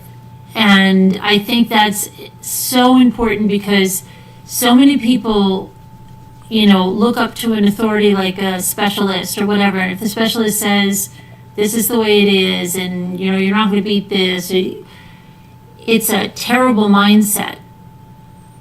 And when you do surround yourself with positive people and people that have beat that and people that have went on, you never want, like some things he says, you know, look at the person that you're talking to. Do you want your life to be like theirs?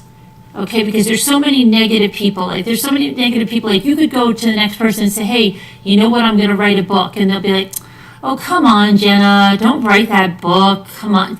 That's a lot of work. And, you know, there's better things to do. But there's so many people that do that just love to squash people's dreams, because they are feeling insignificant. They don't have the motivation, they don't have the drive to do a lot of things, and they don't want anyone else to do it either. So anytime someone comes to them with something, they'll squash those dreams right down. Glass half if someone empty. doesn't watch out, People. Glass and half empty. doesn't realize it, then you're just surrounding yourself with negative people, and that's exactly Negative you have Nellies. to Glass half empty. Look at the so for you, if you would look at someone that, you know, rose above some significant health challenge and then went on, that's the people, you know, the person or people that you should look at. Don't look at your next door neighbor that's just telling you, no, it's not such a great idea, Jenna. You know, because is that the person you want to be like? So people do that all the time. And it's because they're scared. People are so scared, even in relationship, in anything, you know? Debbie Downers. So they're always trying to keep the person down. And they have to be careful of whose advice you take in this life, because there are so many just miserable, negative people that just want company. Yeah. Misery loving that company. Is very true. And maybe it could help them to be positive too. Maybe. Oh, yeah. I mean, I think it would lift a lot of Maybe. people up, like, you know, people that have an injury that are coming around and think that, oh my gosh, I'll never get, you know, think of where you were when you became alert, but then you had that huge road ahead of you, relearning all that stuff, right? Yeah. Yep. Would it have helped if someone like yourself came in and said, oh yeah, I know this is really hard, but, you know, look, this is where I was how many years ago, and this is where I am now. Well, from the only way I can is the work I do with the veterans, our men and women in uniform, and the veterans. You said the best when, you know, they will come to Boston and then go wherever, and I might not speak to them again because it, whatever kind of reasons, but forgot about the work she does with the veterans. Quite admirable.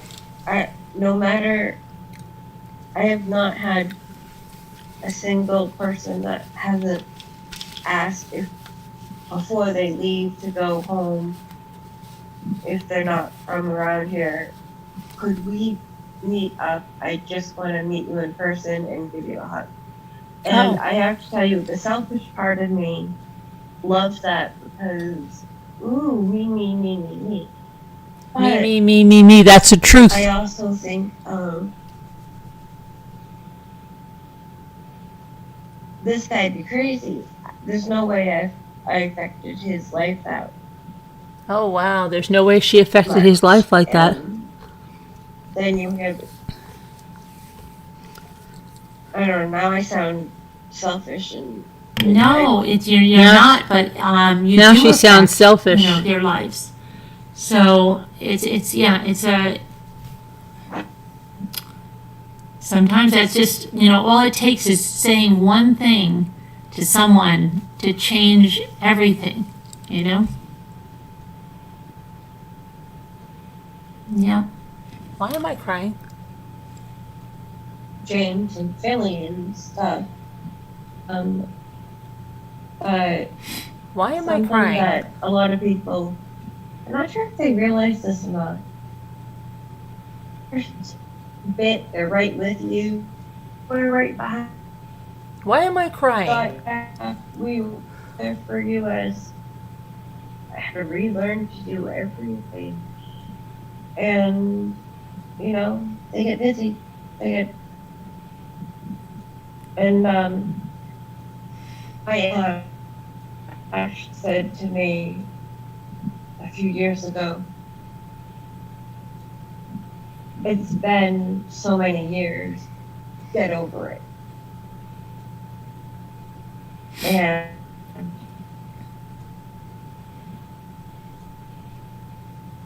she's still alive.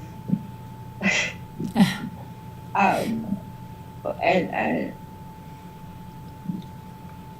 a lot of people have that attitude because be able to hold the conversation. I'll be able to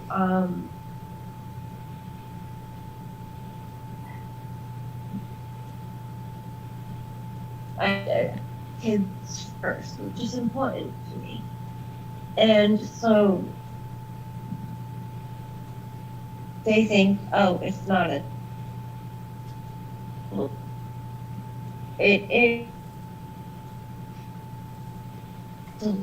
with my family and not just be a spectator.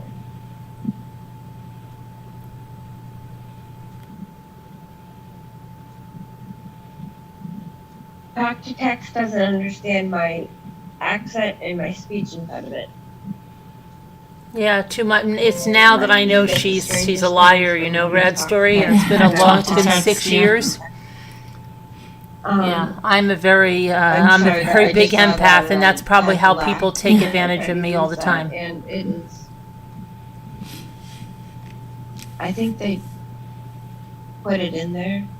This is Jenna, Alicia. Do you remember Jenna, the one that said she adopted 21 children and was in a coma, has titanium legs, a plate in her head? I tried to say a bunch of different things just in gibberish to see what it comes up. Yeah. And sometimes it comes up more like I wanted it to the first time than the second. Anyways, I'd love to be able to help somebody. You probably already have. I hope so. I like to think they said I had no chance of survival. To this day, there has not been a survivor of the kind of crash I was in. There's never been a survivor of the kind of crash she's been in. Except for me. Except for her. In all of first world country. So I'm assuming second and third are in there too. And it's a little weird to know that. But I also asked the EMTs when I was in and out of consciousness. I asked them for a ride. I said, I don't need to go to the hospital, but could I have a ride home? I had bones sticking out my body. And That was probably someone else's story, what you just said now. I have a dry sense of humor, and She's dry sense of humor. I keep at it, and the EMT, when I decided, okay, you can take me to the hospital, so I cut off your clothes, and I said, okay, but I didn't shave today. But I didn't shave today. Because, bones sticking out my body I'm okay with, but I might have some stubble. Right.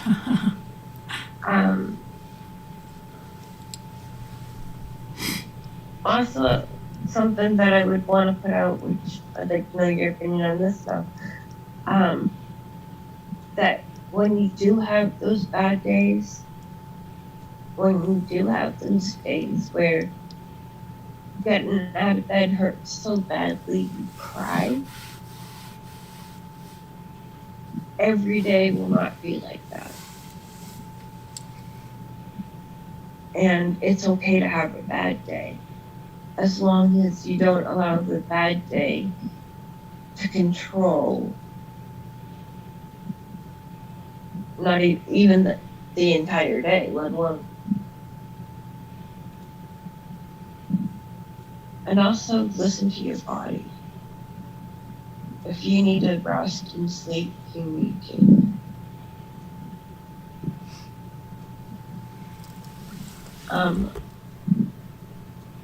That'd be important, because from what I've learned, that would be important to add, right? Right. Yes. Yes. Absolutely. I'm on meds, and when I was stressed on my meds for the accident, they were playing around with them because of the brain damage and stuff. And there's this one that if I missed a dose, I would be suicidal. One dose. And that was a hard fight, but I did it. And I now know if my mindset gets going negative, I need to take this med. I forgot to take it. And that's also important, to be able to read yourself. Mm-hmm. Or in a YouTube channel, a book, or speaking,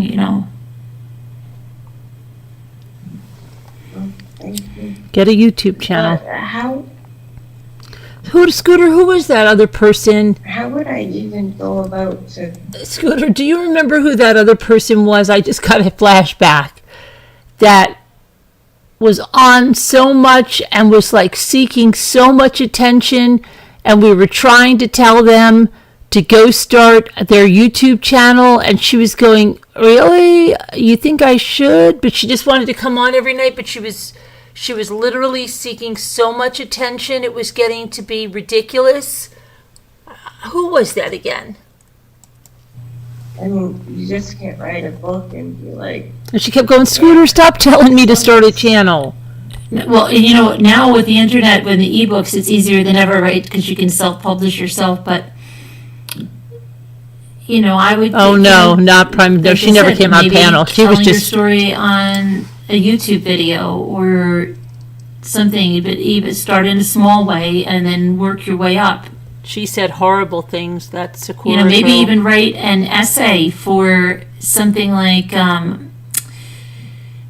there's like Modern Love, the podcast. It's from the New York Times, or there's maybe the Huffington Post. Just submit an article about it. Start small and work up. I never thought of that. Yeah, there's a lot of sites that'll, take an article. I mean, your story would be great for Modern Love. I don't know if you listen to Modern Love, but they're essays, and then the essays get read by celebrities on a podcast, and it's every Monday night. I used to and they love have that stories about podcast. all Is that kinds still of on? things.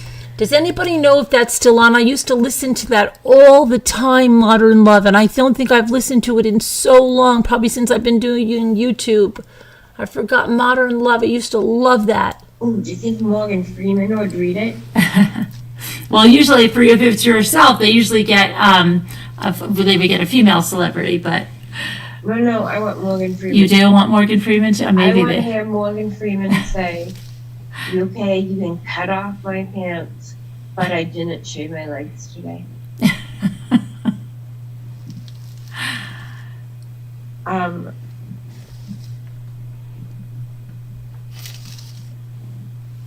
Could you email me the name of that podcast? Sure. Yep. And I'm gonna ask you or anyone in chat if you know anything that a TED Talk that TED could Talk. She said it. help me in this journey, because I don't know much about how to. Please let me know, and Okay, sure. I would truly appreciate it. And Sleeping Labradors has to go shave her legs now. oh, and by the way, clean underwear doesn't matter. You're bloody. Yeah, right. Here's something funny. I was able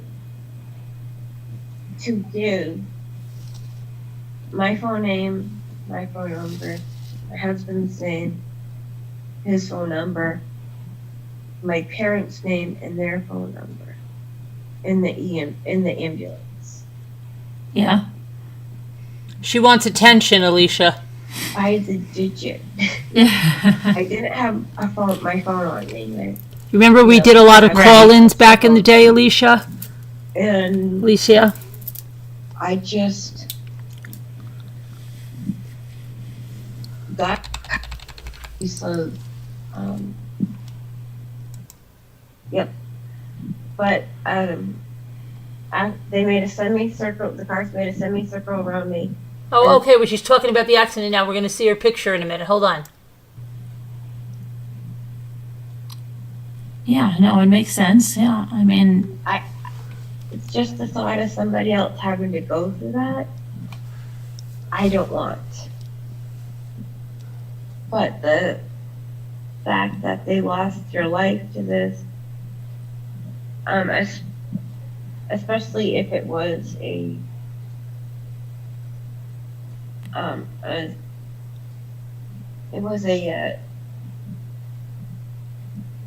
ridiculous. I was literally run over by a diabetic. And the reason I say it like that is she knew that was coming from the gym, and she didn't feel well, and she didn't want to suck on the hard piece of candy to help with the she was just going to try to beat it home. mm-hmm. And she missed her road. Right. And then she hit me at 45 miles per an hour on a sidewalk. And then left the scene. Now, She left the scene? Yep. But they made a semicircle, the cars made a semicircle around me, and then the cars behind that went and pushed her into a snowbank.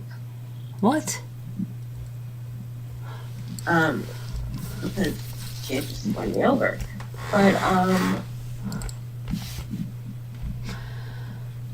the cars made a semicircle around her and then pushed her into a snowbank. I'm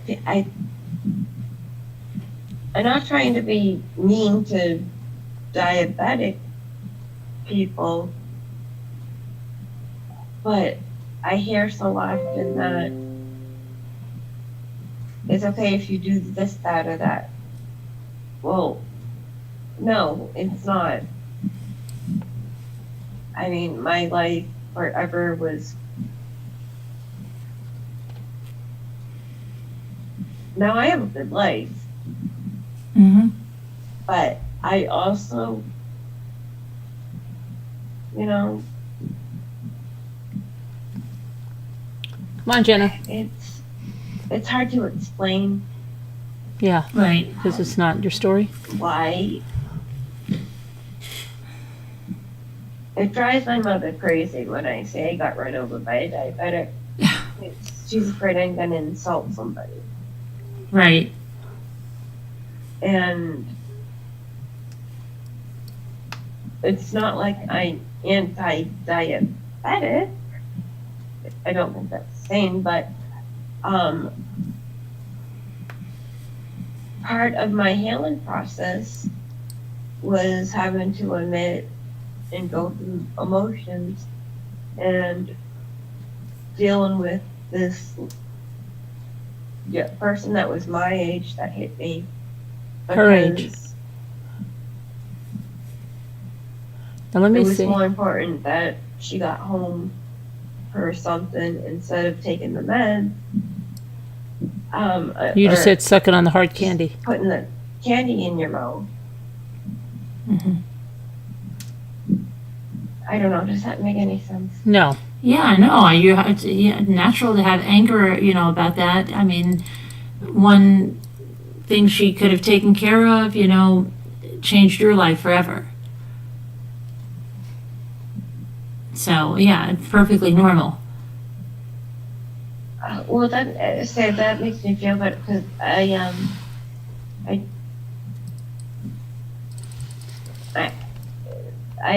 very aware. I really care about people and how they feel. And She it's does. not She really how cares they about feel people. Me, but I want them to be happy, healthy, and the best they can be. Oh, okay. So, when someone else is hurting, it's Somebody asked, did they catch the driver and what happened to them? they did catch the driver. She was, I just sent you the photos. Oh, you just sent me the photos? Let me see. I'll take a look while you're talking. Go ahead. She was caught because the cars behind rammed her into a snowbank. She was charged with a felony homicide, and it was a felony homicide for 2 years because they were just waiting for me to die, and I'm not kidding. It's a little weird. Yeah. To know I was alive, but a homicide. But she was nothing. She was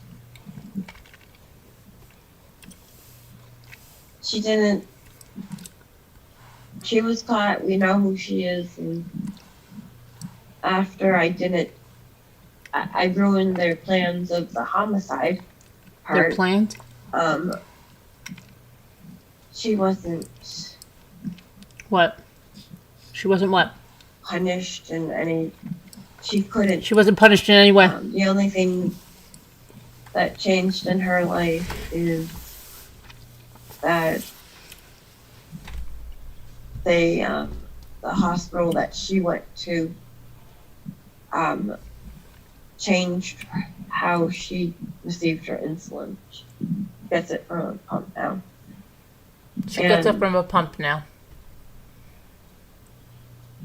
I had my issues with diabetic shock because she claimed she was in diabetic shock. But how do you leave the scene then? You're not. My grandfather was diabetic. I know what that looks like. And you can't reverse and leave. From what I know. Jenna, I don't have anything yet. Did you send it to the True Crime Chat? Yep, let me make sure. Linda? Hi, who's there? This is Linda. Hi, Linda. This is Linda Welker. Call your attention, Jenna, to all the people in the chat who are encouraging you and supporting you and offering to help. And I would suggest, Linda's going to be her ghostwriter. She's going to be her ghostwriter. You really have a good group of people here who are so impressed and so wanting to see you share your story and willing to help you however we can.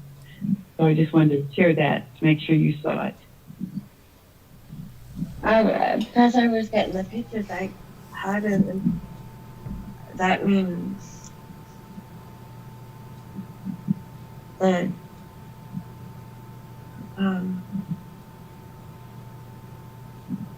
I really appreciate.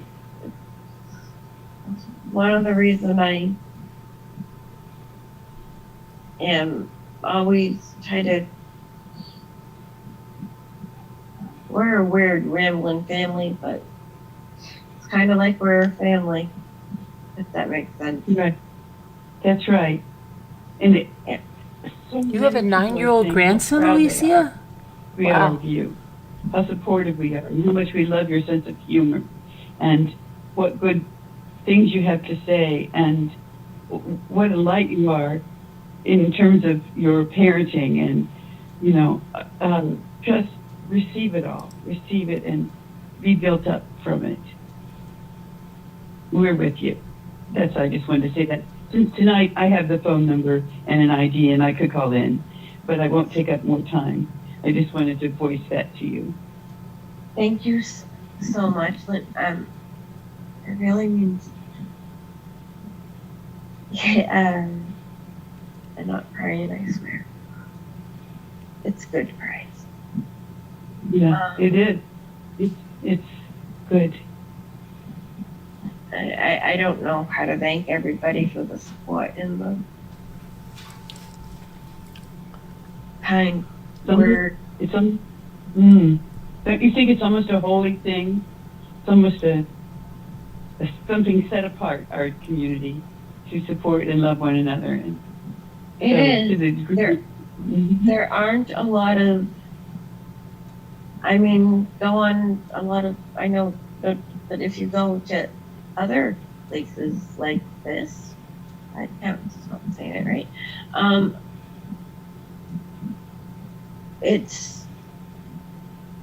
They're argue with each other and chat and stuff like that, and I've never understood that because I don't want to be where there's.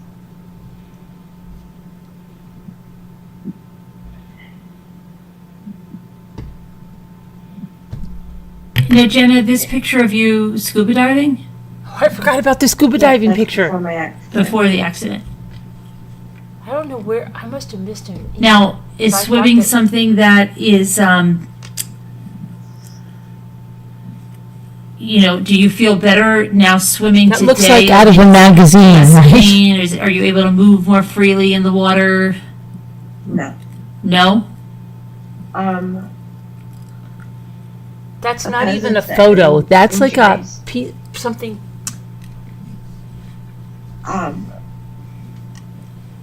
And my lung injuries. Oh, yeah, huh.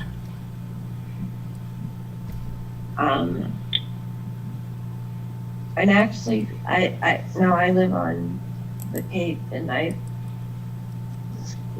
She lives on the Cape, and that is true. That is true. That is true. But I'm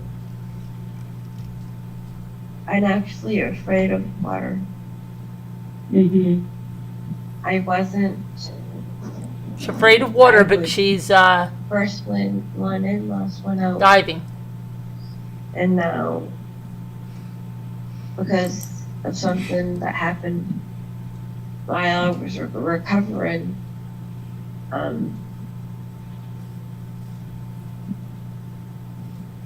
I don't know why they're not supposed to affect us, but the rods or something, I just go down. The rod, she would just go down in the water. Get that? She can't swim with her titanium legs. Go down in the water. Like you're weighted, yeah. All the weight from the All the metal, weight in yeah. her titanium legs, she can't swim anymore. But I think an article in Parent Magazine, you know. Oh, I'm sorry to maybe hear that. A feature article about Rad. you. Somebody else might write it. You could do a self-authored thing for, Carolyn has all the connections that way. But,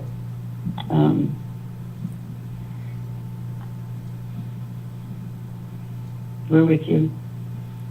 And that's all I need to say. Well, I wonder if getting other mothers who mom through difficulties and getting a discussion started about how I cooked it. It was horrible, but you are a parent that pushed through your own disability, your own injury, your own pain to still give to your children and other people who maybe aren't in best health and have to do the same. I think, is that what you're getting at?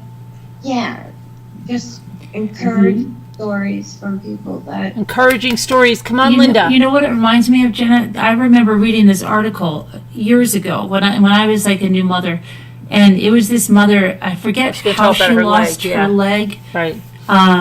It was in an accident, and she had it actually was, I believe, in a parenting magazine or some type of magazine, and she lost her leg through an accident, and she was wondering how she was going to survive, how she was going to raise her child, and then by the end she had, like herself, you know, she didn't have as much to overcome, but she was able to overcome what it was, and she was joking at the end saying that her 2-year-old now thinks that all moms have a leg that they put on. And, you know, it was just this heartwarming story of how she just adapted and how she went on, and she was just a regular mom that just had to put on her prosthetic leg every day, you know. And I don't, you know, I mean, that was just one small story. So, and I'm sure that gave a lot of people hope that had been through an accident, because she did have to do, you know, learning to walk again and all of that, doing it with a baby and everything. So yeah, you know, there's a lot of inspiration. I remember it till this day. So yeah. So there's a good target audience there that's broader than traumatic brain injury, but it's still parent oriented, and it's people who have to push through their Linda can't wait to be their ghostwriter on this. To parent their children well. and physical or mental, or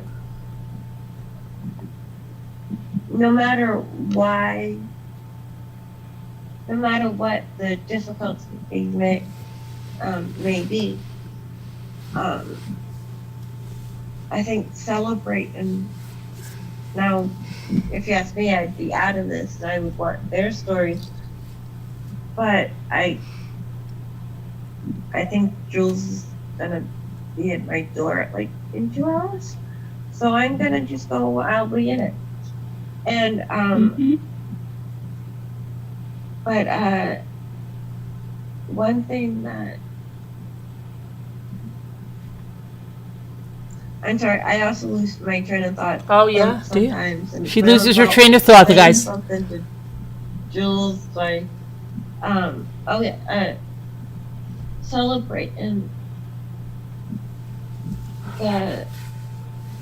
Her mom was probably walking by. forget all the nonsense in the world. Let's celebrate the mom that gets out of bed, even though, for whatever reason, getting out of bed is one of a very difficult decision that day. Mm-hmm. And a victory in its own small but major way. Carolyn, I would be glad to give you my contact information if Jenna wants to contact me at some point. I don't know if other people in the chat would to help, to support. And I'll get off now, but that's... Oh, could Carolyn actually give you my contact information? It's part of the memory thing, and that way I know if you contact me. How do you know? And I don't contact you 16 times thinking I forgot to contact you. What? Yes, sure. That's a good direction to go. And I'll look for it. Where would you put it, Carolyn? Well, if you just email me and just, ask for Jenna's, and then I can just shoot it in the email to you. Okay, we're going to stop that one because we're going to just do this one. This one is a little bit interesting because she's talking about another creator that screwed me over. No, excuse me, it was not another creator. I'm so sorry. It was not. It was somebody that wanted to be my co-host. Forgot that one. I thought this was something else.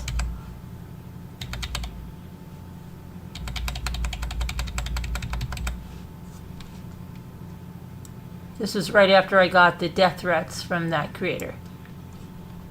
The day after, the night of, or something. I'm okay, and I feel a lot better after someone asked me to call in, and I said I probably wouldn't, because of the whole always feeling like I have to defend my family, and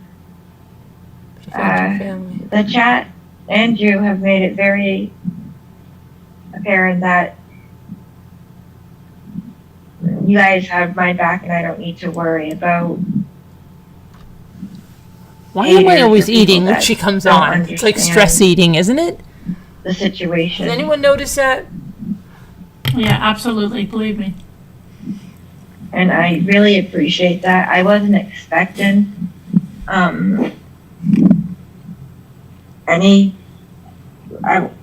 I know people care, but I wasn't expecting, and so then I felt bad for feeling bad. Yeah, it gets that way. Felt bad for feeling bad. Just a few haters, and you can feel like it's all haters.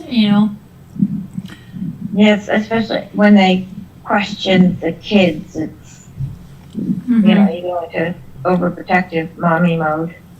Yeah, ignore the haters is the best rule. That's what they're saying. Yeah.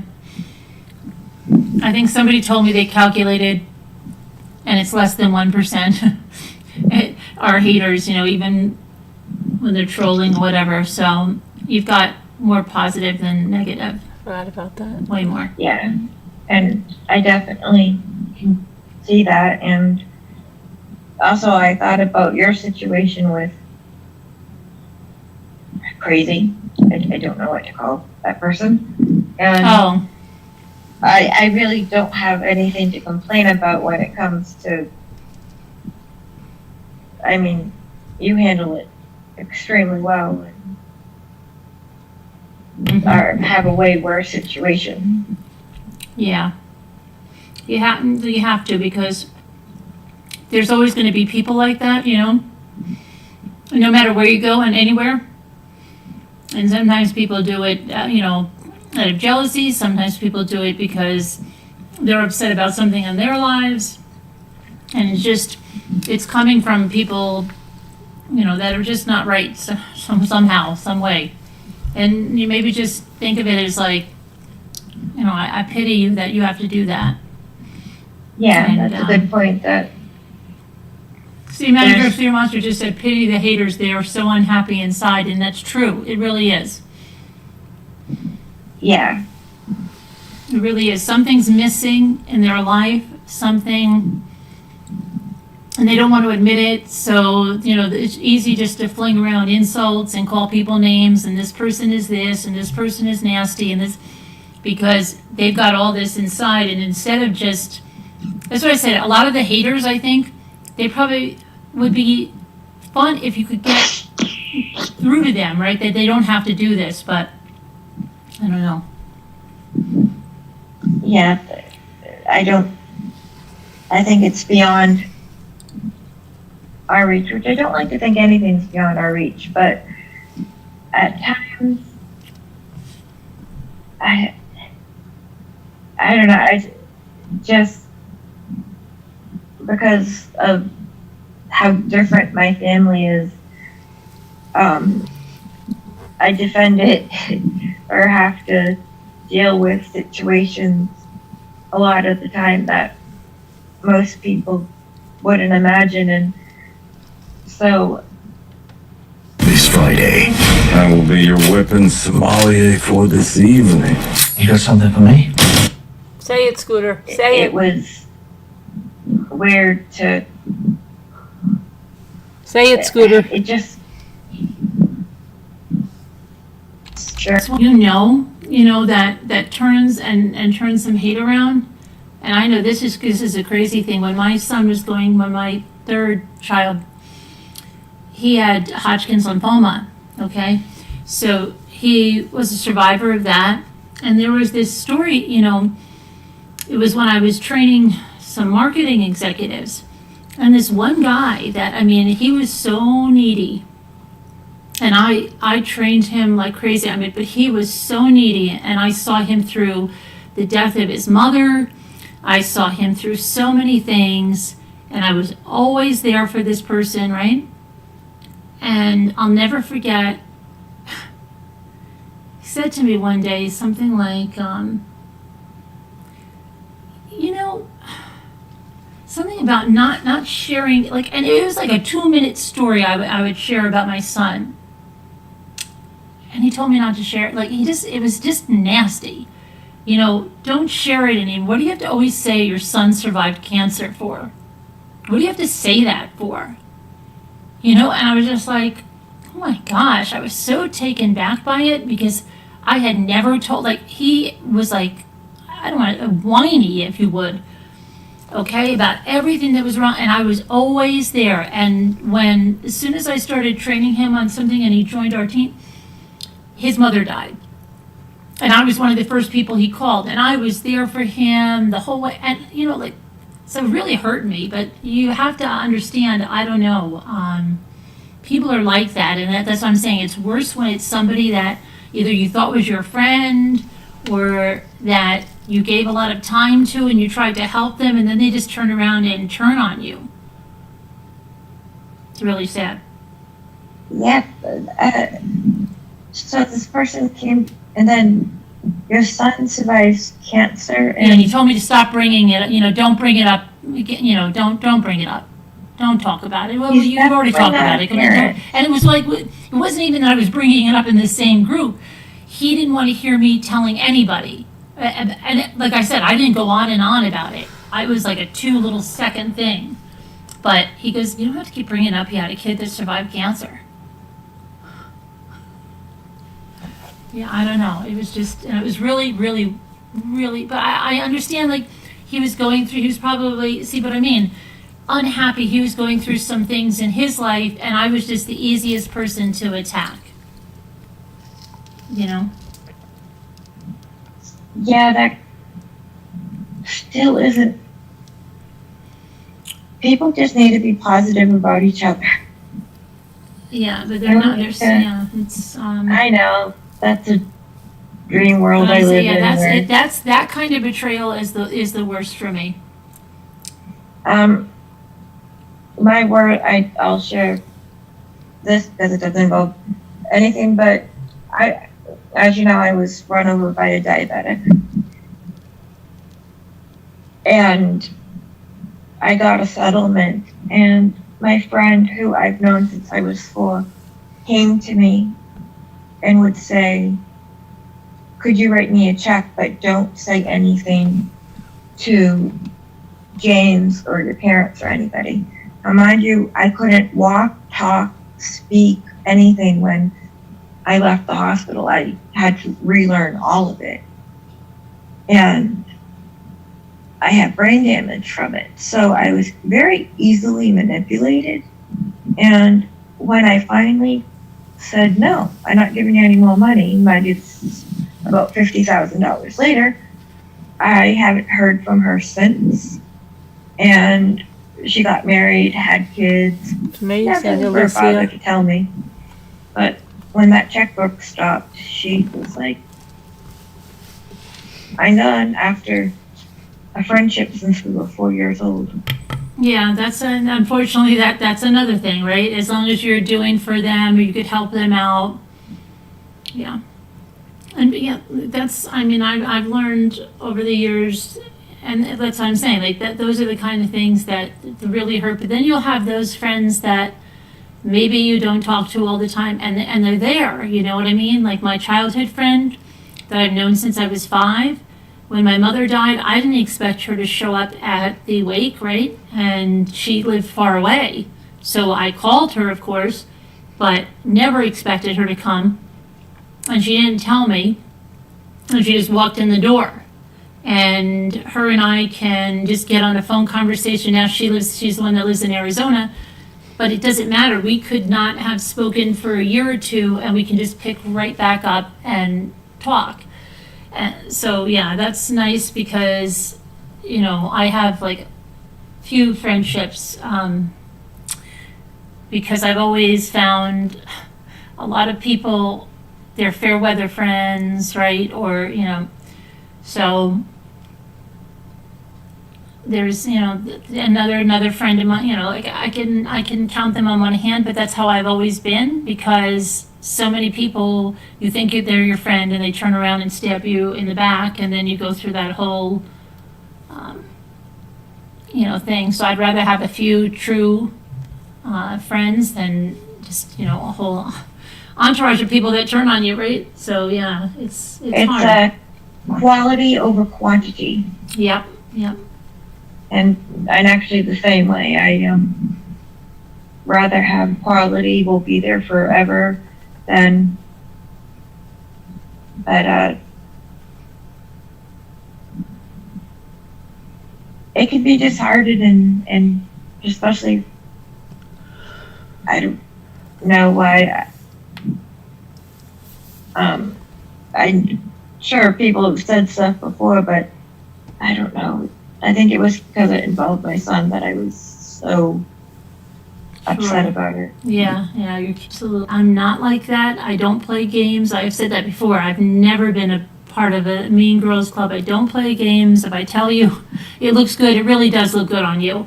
I still say this today. That's how consistent I am. You know, and I just don't do that. I don't know how people do that. I just, you know, play those games or like befriend somebody in order to get something, you know, like just have this scheme. I've never been a schemer or anything like that. So it's hard for me because a lot of people have done things like that to me. So sometimes they just want to keep the circle, you know, close, and I'm more guarded, I think, because of that. And then, because then when you do trust someone and they end up doing that, then it's like, oh my gosh, again.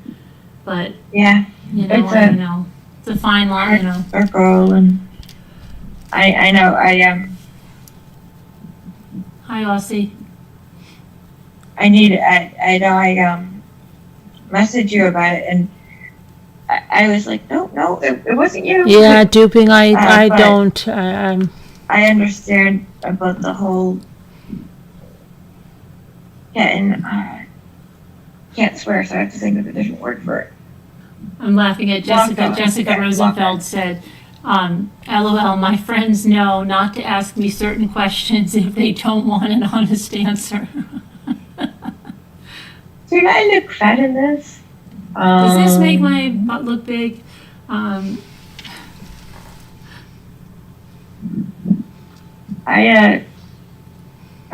the Ramblers, definitely quality people. Yes. And as I told you, it really is the atmosphere you set up for why I feel it's safe to talk about my children who, you know, most people here, you adopt children from the Middle East and they think you're bringing terrorists into the country. Yeah. And I've never had to worry about that here. But before. Anything that just. I mean, I think that's, we go into, you know, it's very emotional when they're hurt. Like, just like so they say the mama bear, right? Because you can hurt me and it hurts, but if you hurt my kids,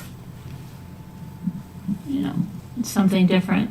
And I don't think it ever changes, even when they're older. You know, it's still, you still, you know, don't do it. You know, I was married with starting a family when a diabetic ran me over, and I say it like that because a diabetic ran me over. You just said that how many times? 3 times now? Right. In this one broadcast? I just somehow found the amusement in that. I don't know if I say it to make me feel better or what, but anyways, my parents were, my dad travels for work and he was in Ohio. Mm-hmm. My mom was visiting a friend who was going through something and I was hit and they didn't know how bad it was. They heard I might have a broken leg, but they stopped everything and ended up at that hospital. And my mom came from Connecticut and got there in a few hours. My dad drove throughout the night because there was no plane right through. And by the time, and it happened January 31st at 6:30. And I went into surgery at 8 p.m. and it wasn't until 6 a.m. I got out of surgery, which was my mom's birthday, where I died a bunch of times. Wow.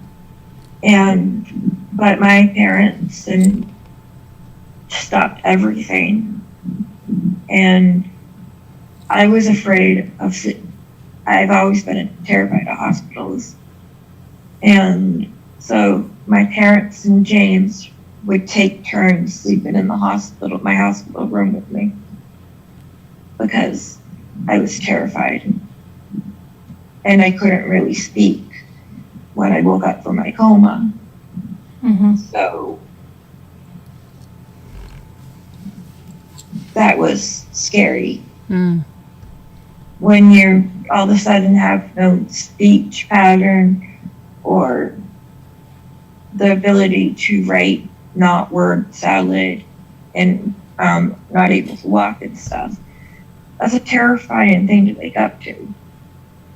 And Not right word salad? my Not parents, right? no matter my age, they were right there, as were my in-laws. And I think that's why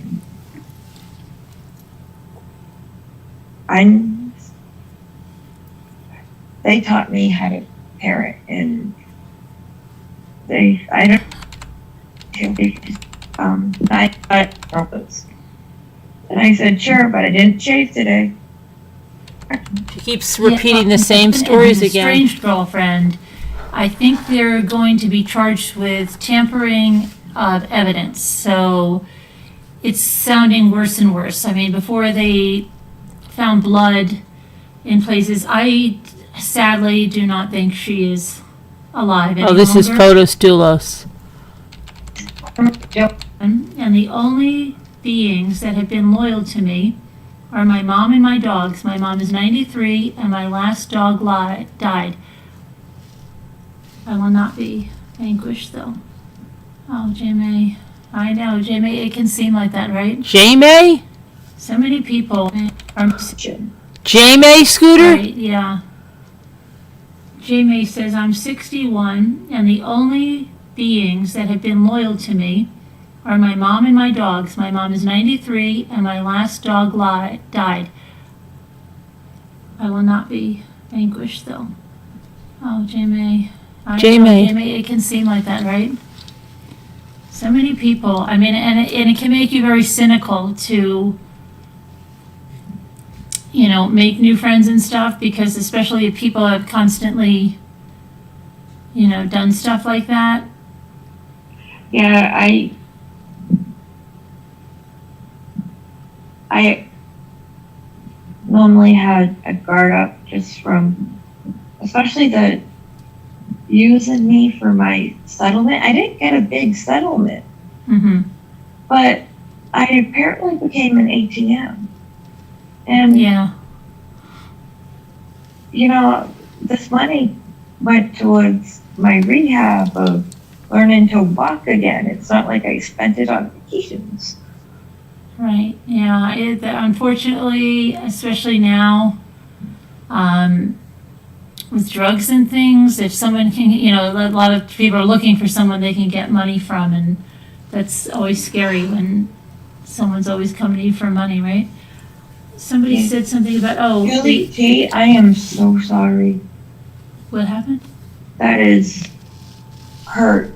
She was hit, and her 4-month-old baby girl is now in heaven. Oh, who's that, Julie T? Yep. Oh, sorry about that, Julie. Julie T, really? My 3-year-old Keisha's watching out for her. I wonder if that's the Julie T that sent me a bunch of Julie T. Someone said the Connecticut. Yeah, there's. I think they're 13 and under. I wonder if that's Julie T that sent me all that. She had them right away. I think she was older. I think she's like 50. So, and the oldest was only 13. So she had them like boom, and I think they're 8 to 13. And it looks. I mean, it looks like there's foul play. It definitely looks like there's foul play, and it looks like it's the father. And now that's another one, the girlfriend. That sounds like another kind of Frazee case, except this guy was married, and Frazee was engaged, but yeah, there's the girlfriend tampering with the evidence. That's crazy because she's going to help him when he's killing his wife, and that seems okay until she's the wife one day, and then going to think like, is he going to kill me? Because that one off, if they got away with it, because he gets another girlfriend. I never understood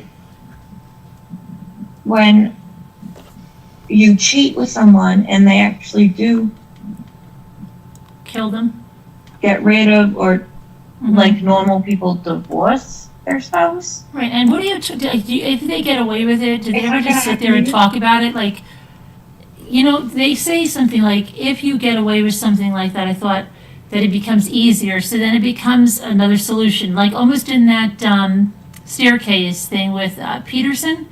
So now, allegedly, if he did do that to the woman in Germany, then was that, I got away with it once, so I could do it again. Or like the other guy in North Carolina, did we ever find out that he killed, remember she was missing, and then he killed her, and then they said he might have killed the first wife too? That happens a lot, where the first one is ruled accidental, and then they go on to do it again because they got away with it. You're breaking into the elite. I had to take that after my walk today. I had such a pain in my that are partaking in these things, thinking side from my that if they get away with ovary, it was killing me. Thought I was going to go to the hospital. It was like that one with J Bells when she was talking to me. I'll just do it the same way. No one will ever see. It's like Robert Durst, right? Oh boy. Like Drew Peterson too, right, Molly Lolas? Yeah. Drew Peterson, he's the one that. Yeah, he did too, and then there's probably many more out there that it's been ruled accidental. Maybe it's like a long time before, way before cameras and the DNA. That's like the guy in North Carolina, and just like what's his name with the staircase, Michael Peterson.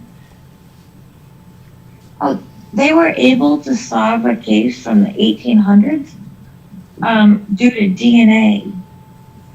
What case? But I mean, nobody's alive in it, right? That would be part. I know. Well, yeah.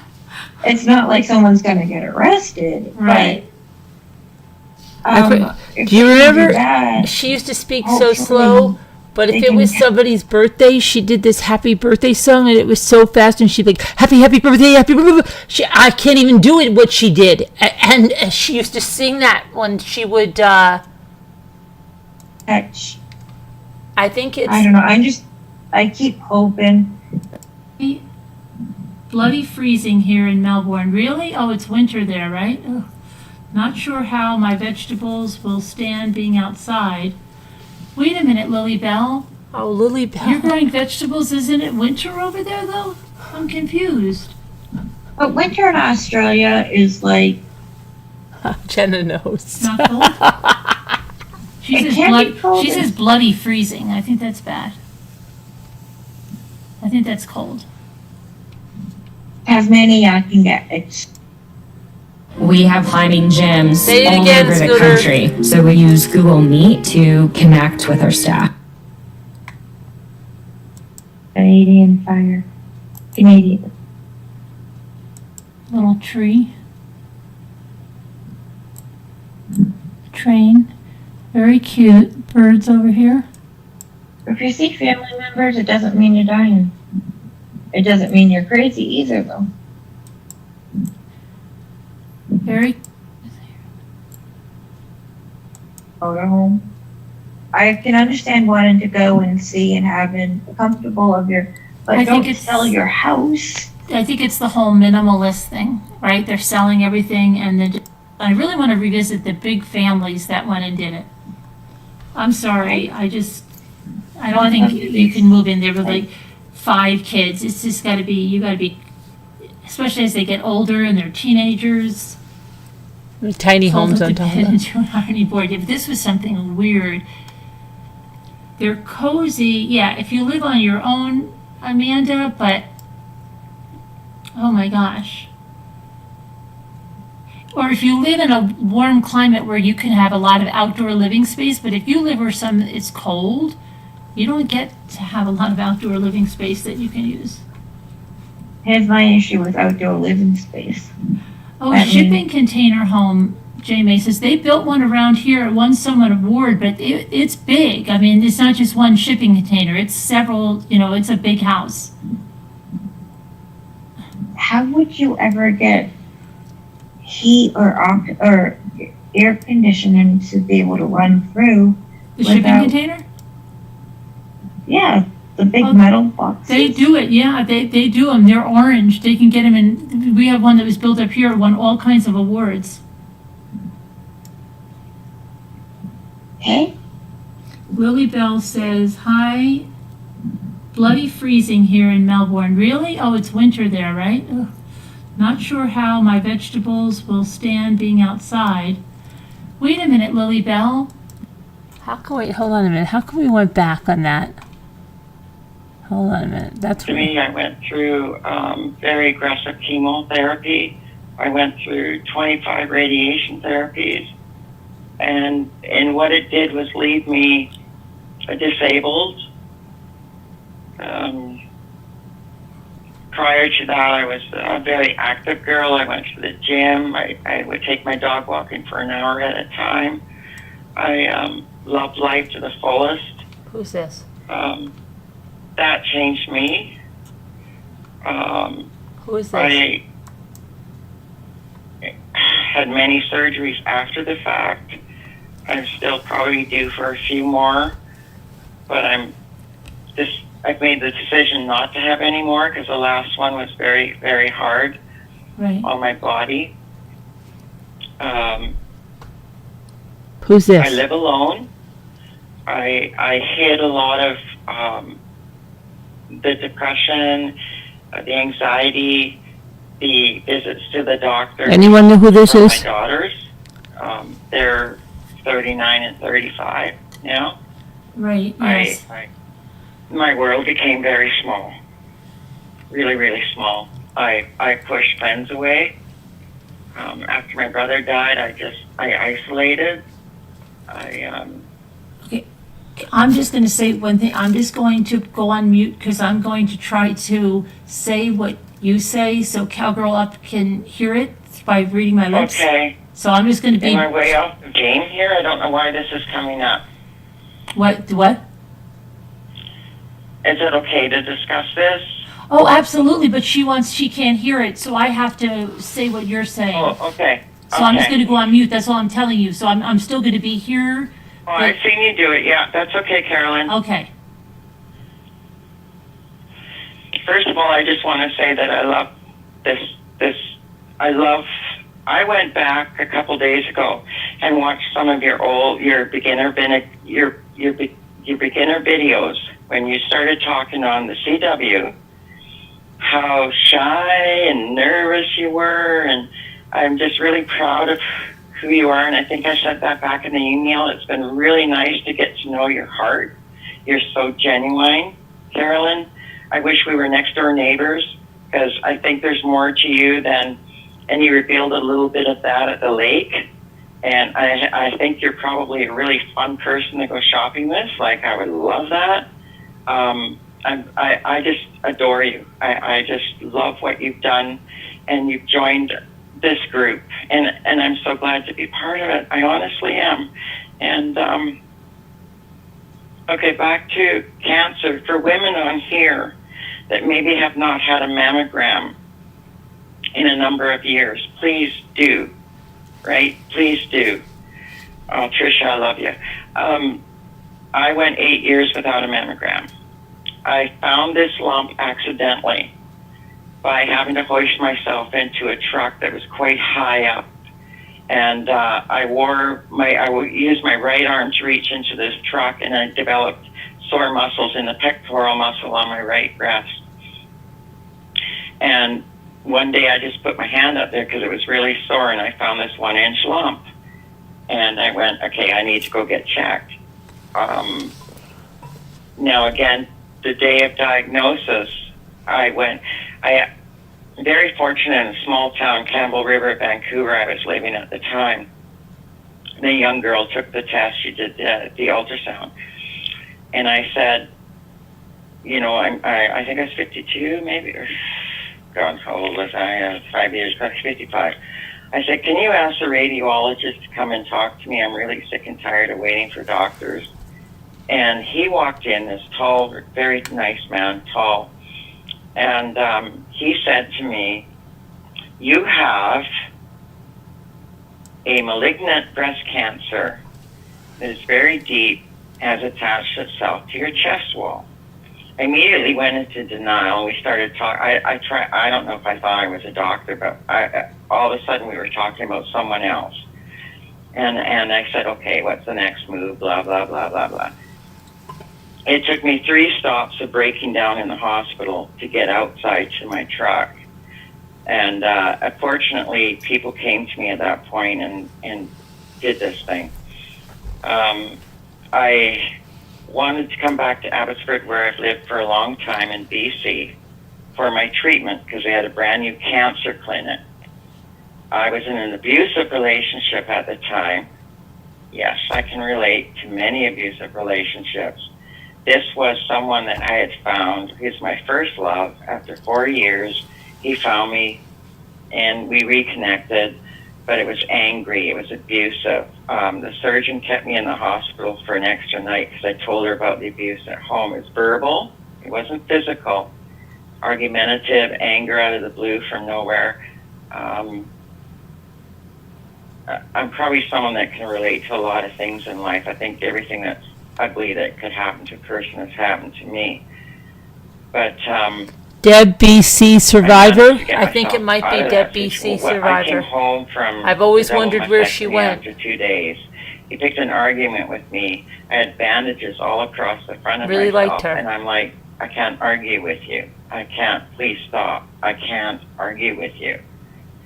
And I had to phone friends, and I had been packing the place to leave him before surgery, and I got myself out of there, and I got myself here with the help of my daughters that allowed a dog into an apartment here where I live now. I've been here over 5.5 years. All my treatment happened at cancer clinic that was just built.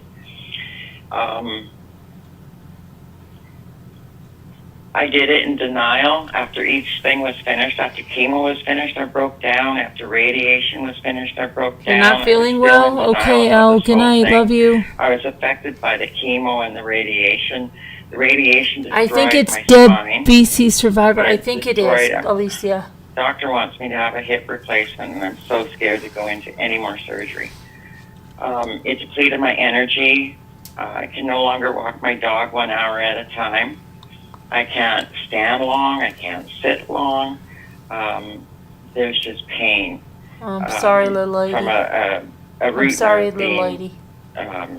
A root nerve has been caught by a disc that failed because of I hope the so radiation. too, Debbie. I haven't, Scooter, I haven't seen her. So I'm I like, hope so. when I listen to I've reached Turtle out to her Girl, too.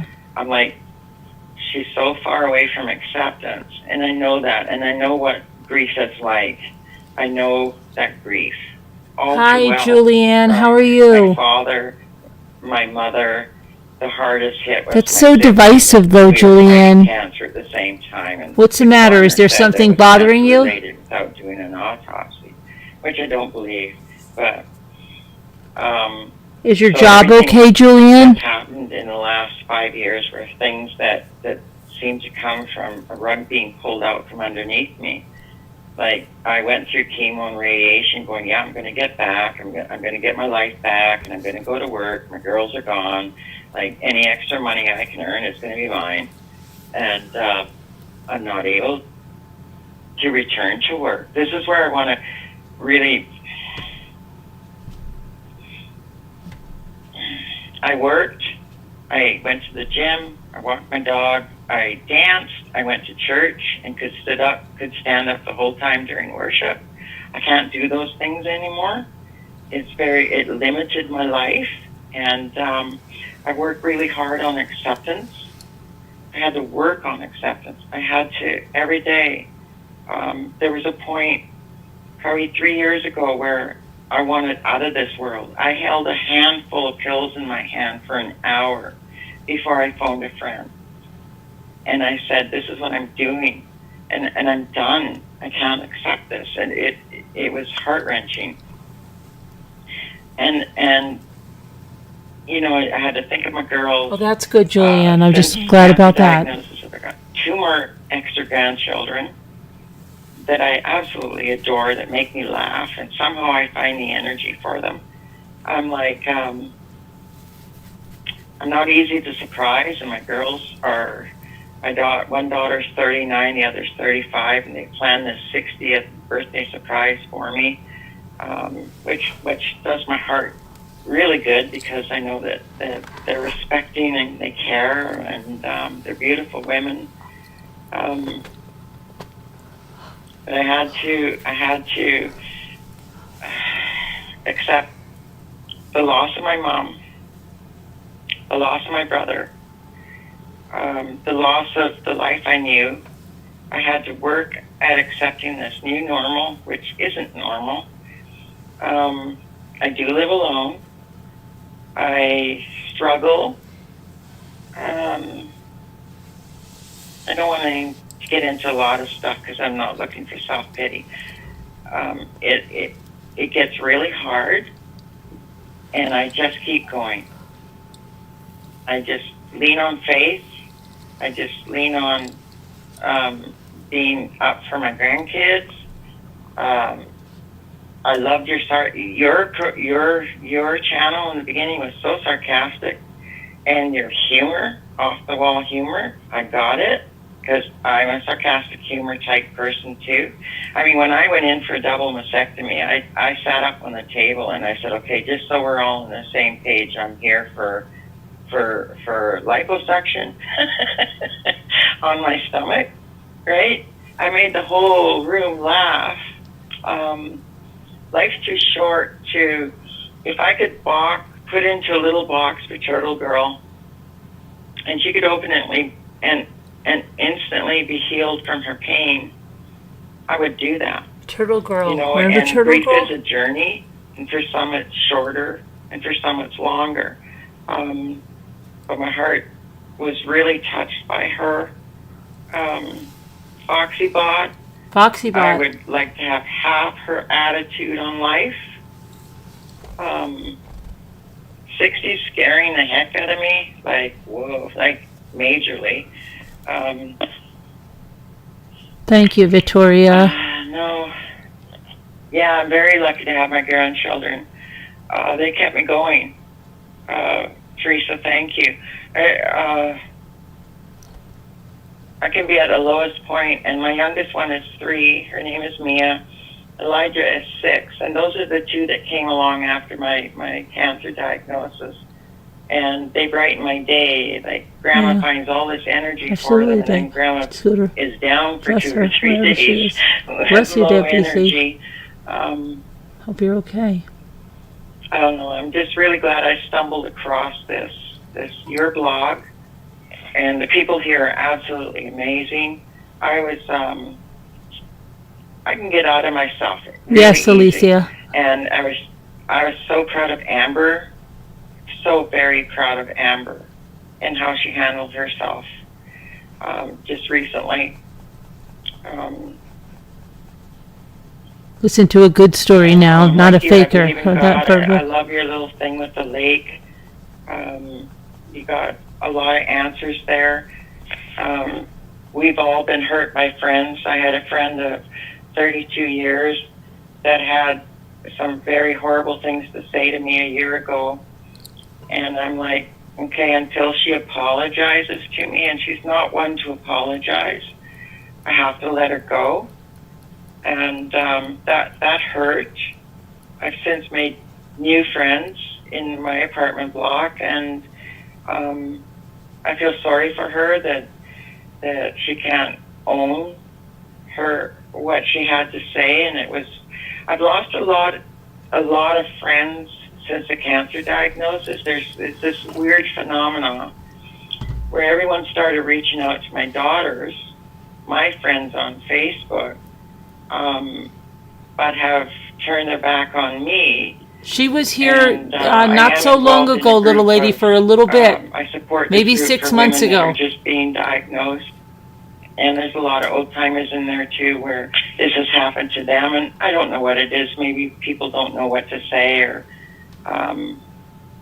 very, very difficult. A lot of changes in my life just because of the cancer, and then losing my brother amongst it threw me for a loop. So I'm just one for no matter what life hands us. No, Julianne, this is not Jenna, but this is something, and I just put it on, and it's this is, I believe it is Deb BC Survivor, and we just started to listen to this. This is not Jenna, and everything she's saying is true. You got to keep going, and I knew that was my greatest lesson on the day of diagnosis, because it didn't matter that I couldn't make it from payday to payday. It didn't matter that I had a hard time paying my bills. The only thing that mattered were my daughters and my 3 living grandchildren at the time. I had to fight for them. Yes, there's been many losses. Turtle Girl, if you're on here, it's the violence of the death and the suddenness.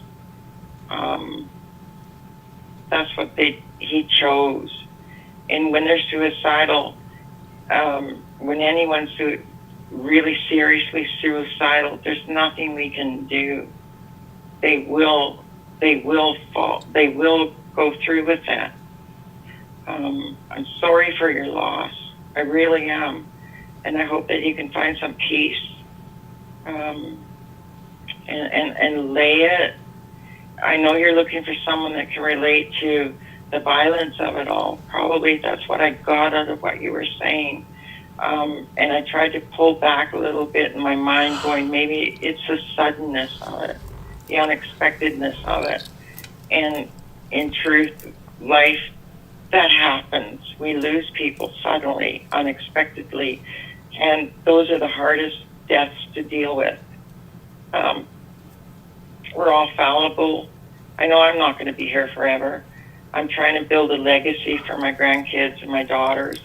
My daughters and I are having deeper, more wonderful conversations recently than we've ever had. That does my heart really good. So I don't know. I knew I was going to go on a little bit of a tangent because it's not the night that Trisha was talking. I respect all of you. I come in and I might go on too much and blurb, and then other days I'm just quiet. Carolyn means a lot to me. When she touched on, hurt from friends, I understood that. And I just love that everybody jumped on board and just supported her. The way she started, very shy in her kitchen with little Christmas things on the counter, and not sure where this was going to who you are today, Carolyn. Amazing. It's just absolutely amazing. You're a wonderful human being.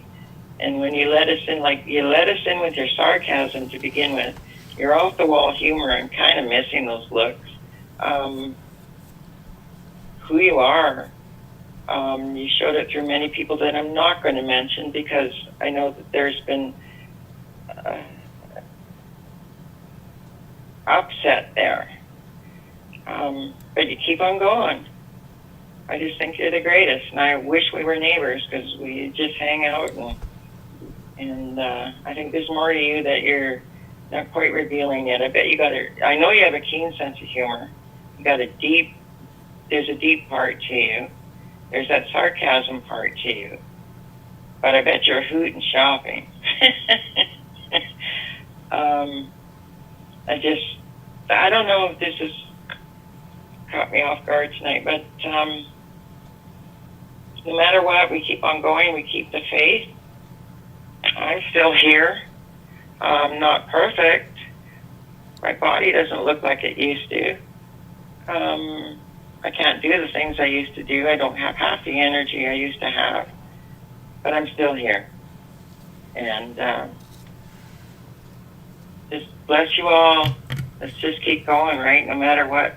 Yeah, that's very good advice, Deb, and I admire you for all you've been through and that you do keep going, right? Yeah, and I'm one of these with an anxiety disorder, so the last thing I needed was all of this, right? Right, yep. Yeah. But, we keep going no matter what. The prime example that I saw was Amber. Mm-hmm. Amber. And then to hear about miscarriages and the stillborn just made me cry. Love you guys. Love you too, and best of health to you and everything good. Thank you. Love you too. Thanks for calling in. Okay. Bye. Bye. Okay, yeah, hi 69. I wasn't on mute. I was trying to at least paraphrase or what Deb was saying so Cowgirl could hear me. So I wasn't going to do it over her because then you'd really be confused. So I have to put myself on mute. But I'm not as good as the people on TV. Oh yeah, random guy Jeff. I heard a story from him today. Cowgirl got from that. Yeah, I had a story from him today, and I have it marked. I know, the one where that girl made him marry him. Remember that?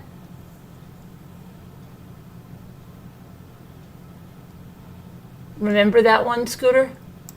Mm-hmm. Let me see, I think I have it right here. I marked it with a J-E-F-F. Jeff. J-E-F-F.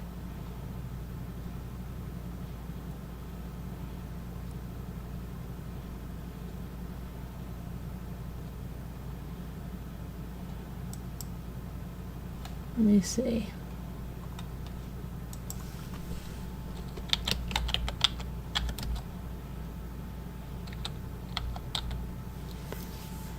Remember that one with the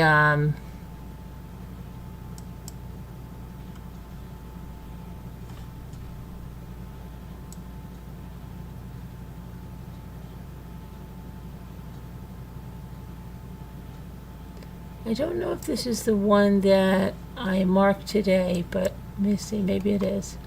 It is a random guy, Jeff. Remember Okay, there's one AI site builder you need to meet. This is Dope Tech from Wix. Remember, say it again, Scooter. Everyone's got their belongings in it. Remember when he's saying American Woman? What? Okay, this is a different one from. Hold on, this is not the one. Hundreds of islands on them they could be hiding out. There's people up there that have remote cabins and stuff like that. They could be inside them, like living off cans of soup maybe or something like that. Yeah, it's just the trees are like huge stalks of broccoli, maybe to describe them. Just like lots of mosquitoes, lots of horse flies that'll bite you, bears and wolves and stuff like that. Yeah, and there isn't like very many ways to get in there through like on a road. There's one road that goes to Gillum that's like east and west, and then there's a north and south road, and there's one railroad track that goes through there. So yeah, it's an incredible country up there, and it's I'm surprised that they've gotten this far actually without getting caught, because they must have some sort of survival training or something like that. Yeah, it was like that other guy in Pennsylvania that he was on the run for a while here. He had all of that training and he had everything with him, and he ended up going into an airline hangar. You know. Yeah. There could be abandoned buildings, abandoned cabins. They were talking about an abandoned power station or something like that they could have gone into. Yeah, just really remote country, and I think the people that are going to find them are the indigenous people that live up there. They know the land really good, and I could see them. I could see them finding them because they're like hunters and trappers and stuff like that. And I think like they go after moose and bears and stuff like that. So I'm sure they could find evidence of people and stuff like that. So do you know about where they were like spotted today and how they were spotted? And was it today or somebody just said they could only come in by ferry or so weird, bush plane or?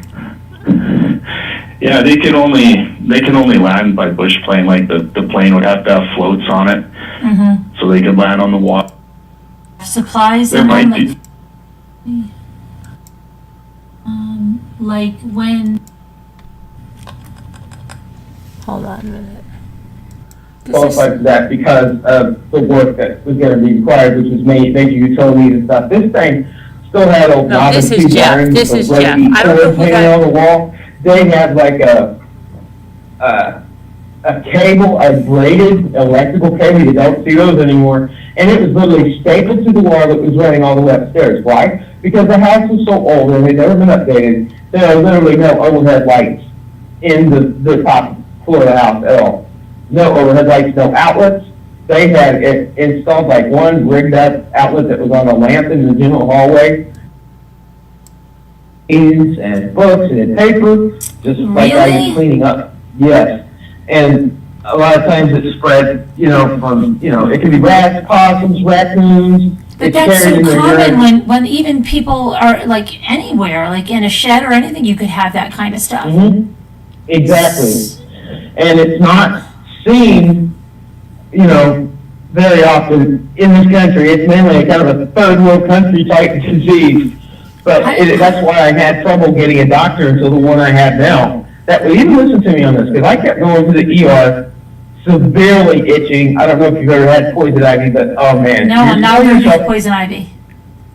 I could lay in it. I could roll around in it. I could rub it all over my body. Are you part goat? No, I'm just not. Some people are not allergic to it. None of my kids are. Jimmy's not either. We're not. Goats can even eat poison ivy and it doesn't hurt them. Yeah, because I've been in whole patches of it. Like somebody would go like this, "Oh my gosh, you're in poison ivy." I'm like, this kid, I was like, I didn't know. And then somebody said, well, that just means you're not allergic to it. Right. And yeah, and your body can also change too. You can grow up not allergic to it, and then all of a sudden you can come down with it. So never count too much on the fact that you're not allergic to it. It can change. I can't roll around in it every year like I like to. I would not, but hey, Okay. if you ever get this, it drives you crazy.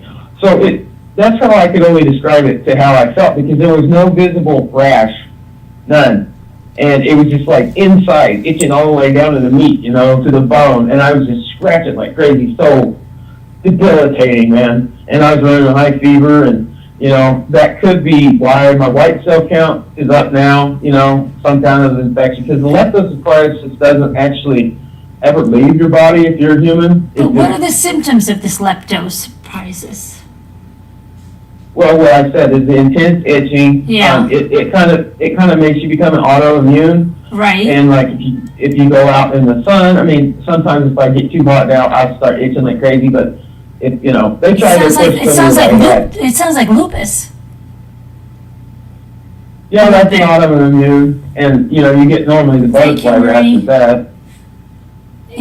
That's weird. Okay, and they say it's the cause of it is some type of urine on something. Is what? Some type of urine, rat urine, mouse urine, squirrel, whatever. From wild animals. And it can live. It's just like the parvovirus. The parvovirus and the lepto can live for like years. The cold does not freeze it out. The heat doesn't. Nothing can kill it except for certain chemicals. So I called the place, I told the homeowners, of course, about it. And I called a couple of chemical places, and they said that they would have to, specially mix something, and it would cost about $13,000 to come in and clean all this stuff away from this house. And then if you miss a little bit, just like the parvovirus, if it gets on your shoe, if you walk through the grass that's got parvo. Oh, this sounds like crazy. This sounds like the mold fiasco. I mean, how could this happen, Jeff? Because look, the squirrels pee outside all the time. Look it up real quick. That's where it's from. Right. I'm thinking that probably because it was stored so long, and that it's not like when it's like freshly peed, that it's from being stored, like absorbs into papers and stuff so long. And if this stuff hadn't been moved or touched, for years, and I get in there with my shovel, even though I have my gloves on, I could still have caught it. I mean, because, you take your gloves off and you get a drink. I mean, whatever, But there's another virus. There's that hantavirus, right? From the mouse droppings. Rat rodents. Yeah. Right? Yeah. Yeah. You're right. And people were getting that too. Wow. Okay. And that's crazy. I mean, but you think of like all the people that I don't know. What, Alicia? The hantavirus ruined a friendship for you? How? Well, I wish you'd come on and tell your story. Or exposed to that kind of stuff. We should have more people come up and tell their stories. And we're going to have call-in nights. I'm going to put the numbers back on. We need more call-ins. See how fun call-ins can be when the people are normal?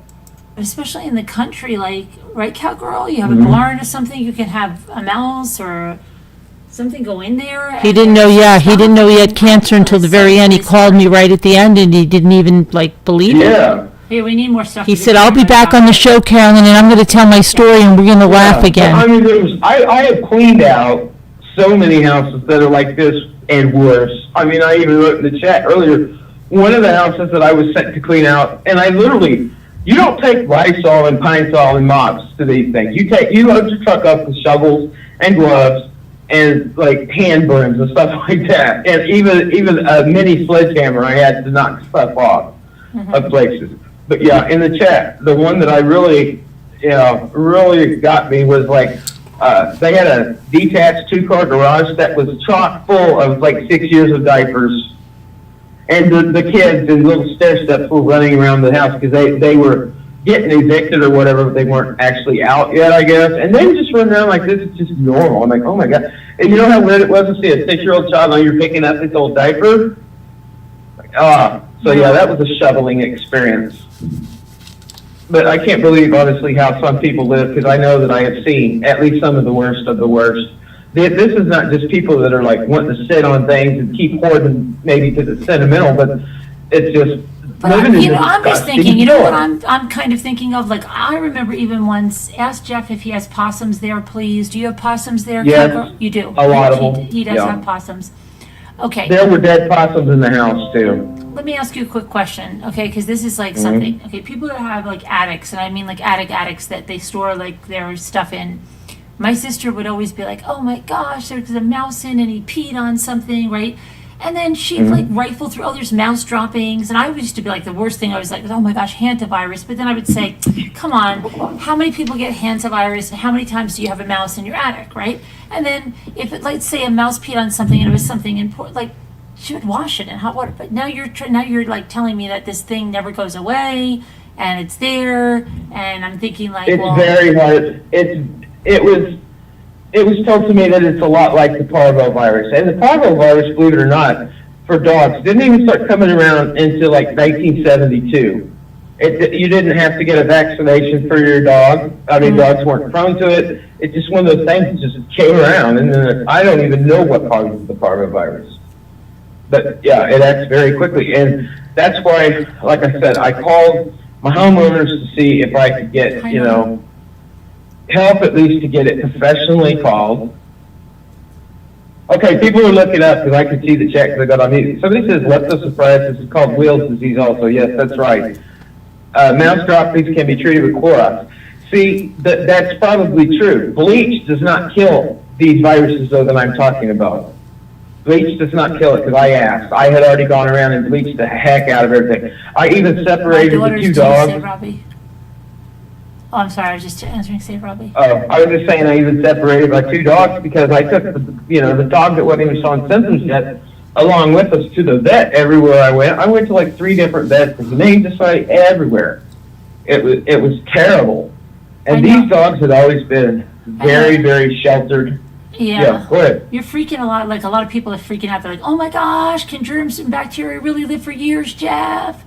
You know, like, Okay, they're look, freaking. I don't want to scare anybody. Like, if you find mouse droppings beside your fridge, you're not going to die. Freaking. Like, okay? we're out of all people come to chat tomorrow, and they all think they're going to die because, like, probably right now they're like, oh my god, I just cleaned my attic, and I got, and they're like freaking now, and now they're going to the hospital, and they're getting itching. Yes, Well, Yuko Roll is etching, and I want everybody to know, in this case, look at all the houses, or listen to how many of these disgusting, diapered up, nasty houses with dead animals that I've picked up, been in, for 12 hours a day, never got sick until I get my own place, and boom. It is definitely from this, and I'm using, it's bad, because I've tried to get out of it, with the city itself, too, saying I need to be in there to clean. This is why I'm pretty much up in the air with this whole thing, because I don't really know what to do. I've talked to lawyers. They don't really know what to do. Basically, I want this house. I want it to be able to restore. I put in tons of work, some money into it, my loan, and I still have to pay, every month for it. I'm not sure what to do about it. And then now I'm forced to live in an apartment too, just to have a place to actually live. So yeah, it's troubling. Yeah. And then all this fighting with the city at the same time. Yeah, I know you got all of that going on, but a lot of people, and like me too, I'm trying to think about a bunch of things, and here's my thing, right? Okay, because this is what I think about, and I think about it because of this. I'll tell you why. When I think a little bit of the, now I'm not saying, yes, I know black mold. Please ask Jeff to ask his vet if it's caused by possum urine. If what, the lepto is caused by urine? Please tell Jeff to ask his vet, please. It's caused by possum urine. Yeah, but what can I do about it now, cowgirl? I lost my dogs, man. In fact, say Robbie. I'm still messed up over my dogs. I had them, cremated and put in a memorial urn at the pet cemetery and everything. And like I said, it's been over a year, and they'll hold it, they don't, I'm not ready, because I already had to go to pet loss support up there, they offer that, which is a cool thing. But yeah, I haven't even been able to go pick up their urn thing yet. Hold on, your daughter went on a trip to Yosemite with a friend and her mom. A man died from the virus in the tent next to them. The mom chose not to tell me My child was exposed. Oh, but it's in the air. I thought you had to touch the mouse droppings. No, you can. I don't think Hanta's virus is contagious person to person. I thought you had to touch the mouse droppings. Maybe I'm wrong. That's and so I guess then, yeah, that's how you lost the friendship. Okay, get it. I get it. I just can't deal. It's so sudden and terrible. Okay, so let's talk about this now. This is the thing, okay? Like with the mold stuff. When I had the mold stuff, they were ridiculous, okay? And then the minute they tell you something, and I see it's ridiculous, like when the hygienist came here to test for it, okay? He was not wearing a special suit, and he took a piece of it and threw it in the back of his van. And he was a really, really well qualified. And he goes, no, a little piece like that is not going to, see, people get crazy. He said, you have to be allergic to black mold. It doesn't cause cancer. Now, Luke was susceptible to it. So, yes, we had to move out. We had to take everything down. They had to do the whole thing. They had to come take the air samples again. But what he was telling me, it's not that he couldn't touch it, or when the insurance company acts like, oh my gosh, everything has to go through this entire process, and they do. If you don't do it, you're in non-compliance, okay? It's airborne, yeah. Right, so they say It's an non-compliance. airborne But thing. wait, Jeff, let me finish. So they say non-compliance, right? So I say to them, non-freaking compliance, okay. But you let us walk out of here, like, okay, with our stuff, right? So then my kids have a library book. They bring that library book back to the library. Now, according to them, So you ended the friendship. we contaminated the It's entire for mice school, droppings. right? It was But we all didn't. over the We didn't. news. Who? I had Who was the right to accusing you know. of contaminating the school? Who? I No, see. I'm saying the way I that they see. talk Okay, about Alicia, I the got mold it. stuff, right? That every single thing It's has in the to go air. through I see this it, whole Julianne. Okay. process and be like swabbed down with this. They've got to do it. If you don't do it, you're non-compliance. It doesn't make any sense because when we left the house, they let the kids take knapsacks and their school books and things like that.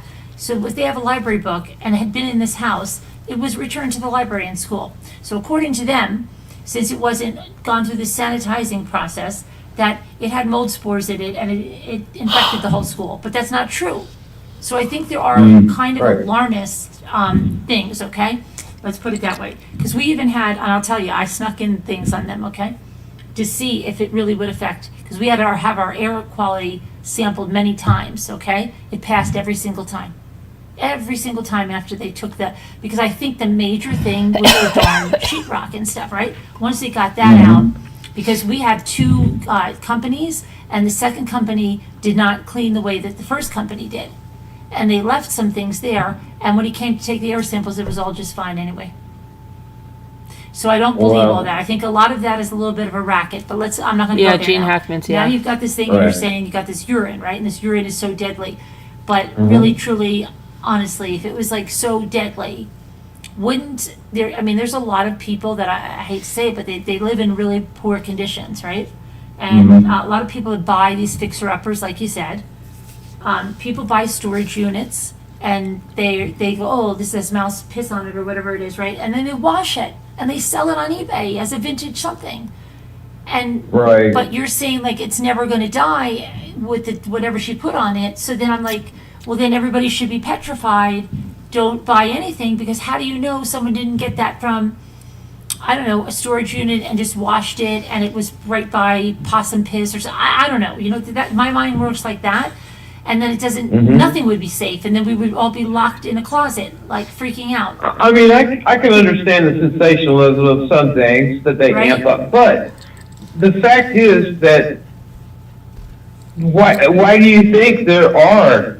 I mean, that's the Black Plague. It was caused by like contamination. Right. I mean, that's why they go around with these places, you know, and condemn, you know, hoarder houses. That's why they tell them it's so dangerous, because of these things, you know. Okay, that, but you let's know, go to that. That lady on hoarders. Yes, the cat that was- lady on hoarders. One of her millions of cats was walking up on the stove where the lady had bread. There was cat and mouse droppings on her bread, and she was still eating. And they're like, "Hey, you can't have this anymore." And that one lady had a nasty salad. They're like, "How? You know, it's got fecal germs on it. How can you eat that salad?" I mean, whatever. But yeah, that's one of the reasons why. Is because if we all went to filthy, disgusting living conditions again, I mean, the plague could come back, you know? Okay, Something worse, maybe. Let me just tell you something else about hoarders, okay? When you watch hoarders, you see the psychologists that walk into the hoarder houses, right? Mm-hmm. Now, wouldn't they be freaked out of their minds? Because there's got to be rodent urine. There has to be rodent feces. They're walking into it. They're bringing that stuff home. I see them touch their faces. That stuff's really sickening to me. So I'm just saying, I think some of it can be blown out of proportion. Now, wait. I have one other thing to say before you say that, because I'm going to lose my train of thought then. Okay. And then, so you have that about those people with the rodents. And then what was I going to say? Now you made the hoarder people. I messed you all up. Yeah, I know you messed me up. The hoarder people, right? They're in the feces. They're in that stuff.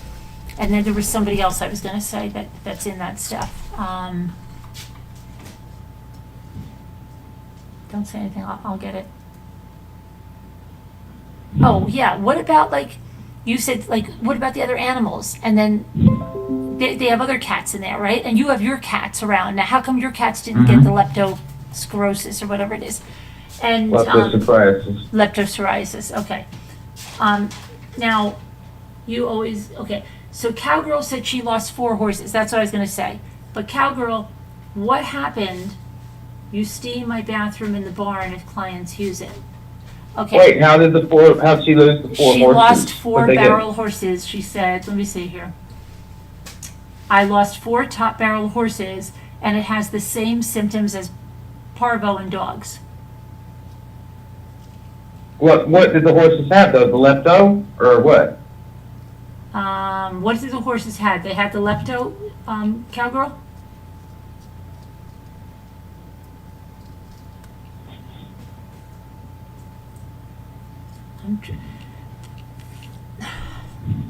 What would you have to do? Burn the barn down? I don't understand. If it's that, okay. Okay, well, what we have to keep in mind here is that not every possum or wild animal is carrying this, and not every person is susceptible to it. Just like you said, you're not allergic to poison ivy. Well, I severely am, you know? Our makeups are different. This particular family of possums that was in here in 1975, maybe they carried this strain and their urine sat there for so long and boom, you know? She said it's a zoonotic disease. I don't think she knows what it was. Oh, okay. But Cowgirl, what did you do to prevent any other transmission? How long ago was this?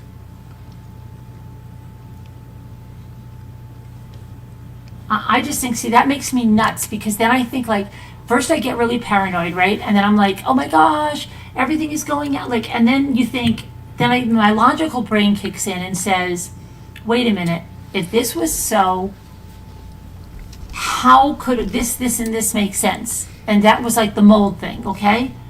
It didn't make sense what they were telling me. Like, everything was so horrible, so bad. But then meanwhile, why wasn't the entire school?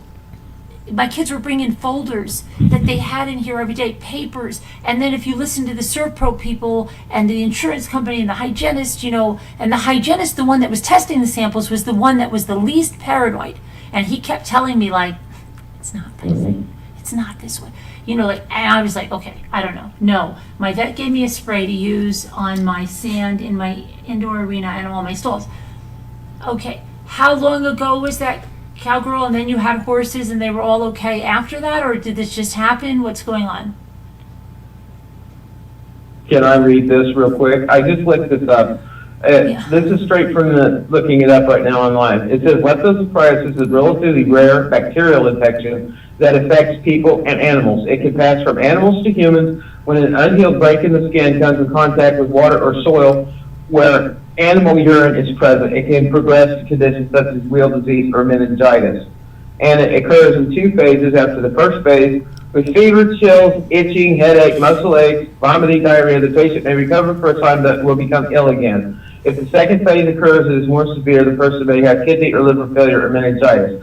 Additionally to that information, what my doctors told me and what I found out is, like I was saying, it doesn't actually leave your system, but it kind of goes into remission. But if and when it comes back, for another round, every time it's a little bit more damaging and a little bit worse.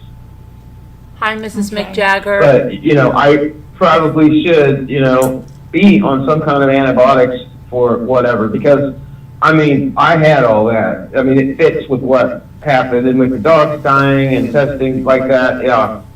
So you didn't have any treatment? No, like I said, I kept going to the ER, and they were telling me that all of a sudden I developed eczema. I'm like, what? Well, eczema, aren't you supposed to be able to see a rash on your skin where you're itching? There was never anything visible on me at all. Just the itching and the fever and all that stuff. Okay. And this lasted for probably a month and a half. I couldn't sleep. I was dipping myself in coconut oil, lotions, all kinds of crap.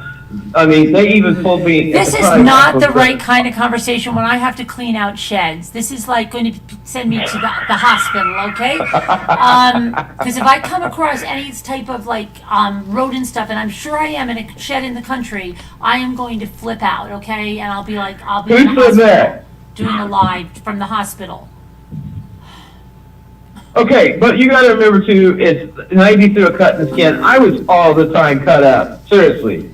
My arm would hit a snaggy nail. I had cuts on me all the time, even though I was wearing gloves. Sometimes the gloves would get a hole in them. I could go through 3 sets of them nitrile gloves in a day just picking up boards and whatever. So I'm going to wear a Kevlar unitard. Do they make a Kevlar There you go. Do they make one? Kevlar. Do they make one? That should be maybe some merch. Kevlar unitard. That reminds me of the old turtle suit that we discussed that the prisoners were coming in. That lady that developed that thing, man, she got the patent on those. They're called turtle suits. You remember when we discussed those? Everybody had to look up what is a turtle suit. Yeah, it wasn't a cowgirl. She must be so chill. She's like, it happens. Nothing you can do. She's like chilled out there. Like, it happens, man. I don't know. Sometimes it happens, sometimes it doesn't. Nothing you're going to do. Oh my God, you go girl just said, Carolyn, you just scratched yourself.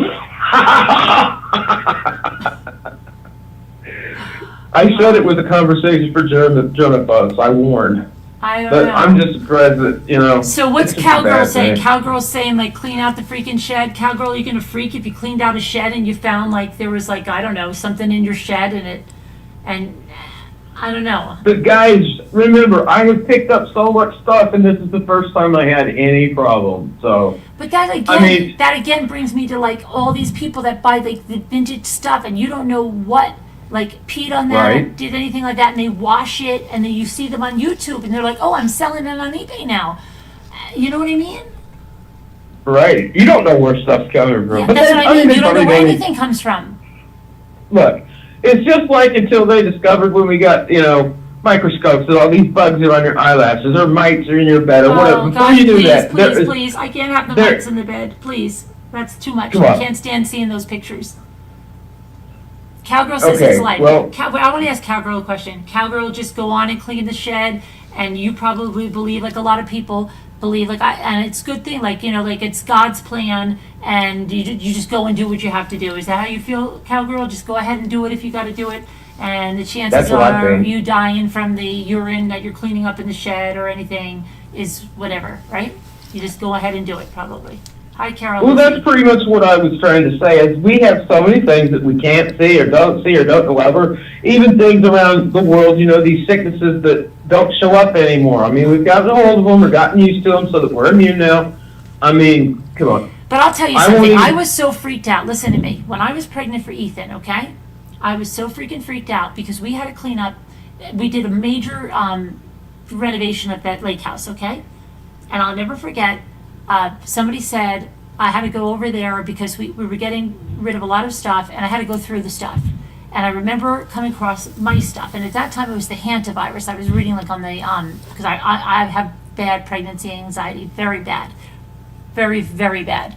So I was reading on all these crazy things that could happen, if it was the hantavirus or if it was just crazy things. I was like, hantavirus, oh my gosh. I touched, there was mouse droppings when I went through a drawer. Oh my gosh, I'm freaking out. I'm calling the March of Dimes. And then they don't make you feel any better. They do not. They go like this. No. Did you inhale? Do you think you inhaled any of that? I'm like, what do you mean? I was breathing. Oh, but it was just, I mean, the house was okay. It wasn't like infested. It was just a couple of, I don't know. Well, I do, for the most part, I always wear a respirator mask, just a disposable one. I carry a box of those. But no, but this house, this was a nice, like this, our house was nice. It wasn't like a fixer up or anything. It was just regular, just like how a little field mouse gets into the thing. Oh, see. Right. I don't even remember that, what I just said there. That scares me that I don't even remember. I remember that thing, but I don't remember my call. I remember calling March of Dimes, but I don't remember what they said to me, and that was only 6 years ago, and I can't even remember that now. Isn't that crazy? I would still clean a hoarder house or a shed. Yeah. I'll still reach it. That's how I got so much work when I started on doing this. The other investors too, because they heard that, oh, Jeff, he'll clean anything. You bring your shovel and touch those damn things and whatever. Because I mean, listen to me. Where we live, seeing little mouse droppings, like, it happens. It happens. Like, when we close, like, the lake house up for the winter, you see mouse droppings. It happens. We've always cleaned that stuff up somehow. It's never been that, it's like, oh my gosh, you gotta call the hazmat people come in and... Well, just look. And look, everything I was fine. The baby was fine and everything. I didn't have hantavirus. But I had not a contractor, like a helper kid here when we were redoing this house. And so everything was new. Like, again, it would have been like a couple of droppings from a field mouse that were new. And he was like freaking out. He goes, oh my gosh, you could get hantavirus. And I'm like, what? Hantavirus? Stop. Mm-hmm. Well, look at the mosquitoes that can kill you. You know, what's that one that they Jimmy carry? was just Not malaria, telling me. but- Jimmy was just telling me down in Florida, the mosquitoes are killing you, the red tide is killing you, and the flesh-eating bacteria. And guess where my son just landed today? Right there. Oh, down in Florida. And I forgot to tell him about the mosquitoes. The mosquitoes are killing people now. It's not the Zika, it's something else. Yeah. Here, Mr. Posse. Yeah, I don't even remember that, Julianne. Can you believe it? I don't even remember that. Yeah, they asked me that. I can't believe it. And this, you know, I've had scarlet fever, I've had rheumatic fever. Now, who even gets that anymore these days? I don't know. My brother got That's what I'm rheumatic. saying. I think he got rheumatic fever. He got very, very sick after he had. Gosh, I forgot that too. Really, really sick.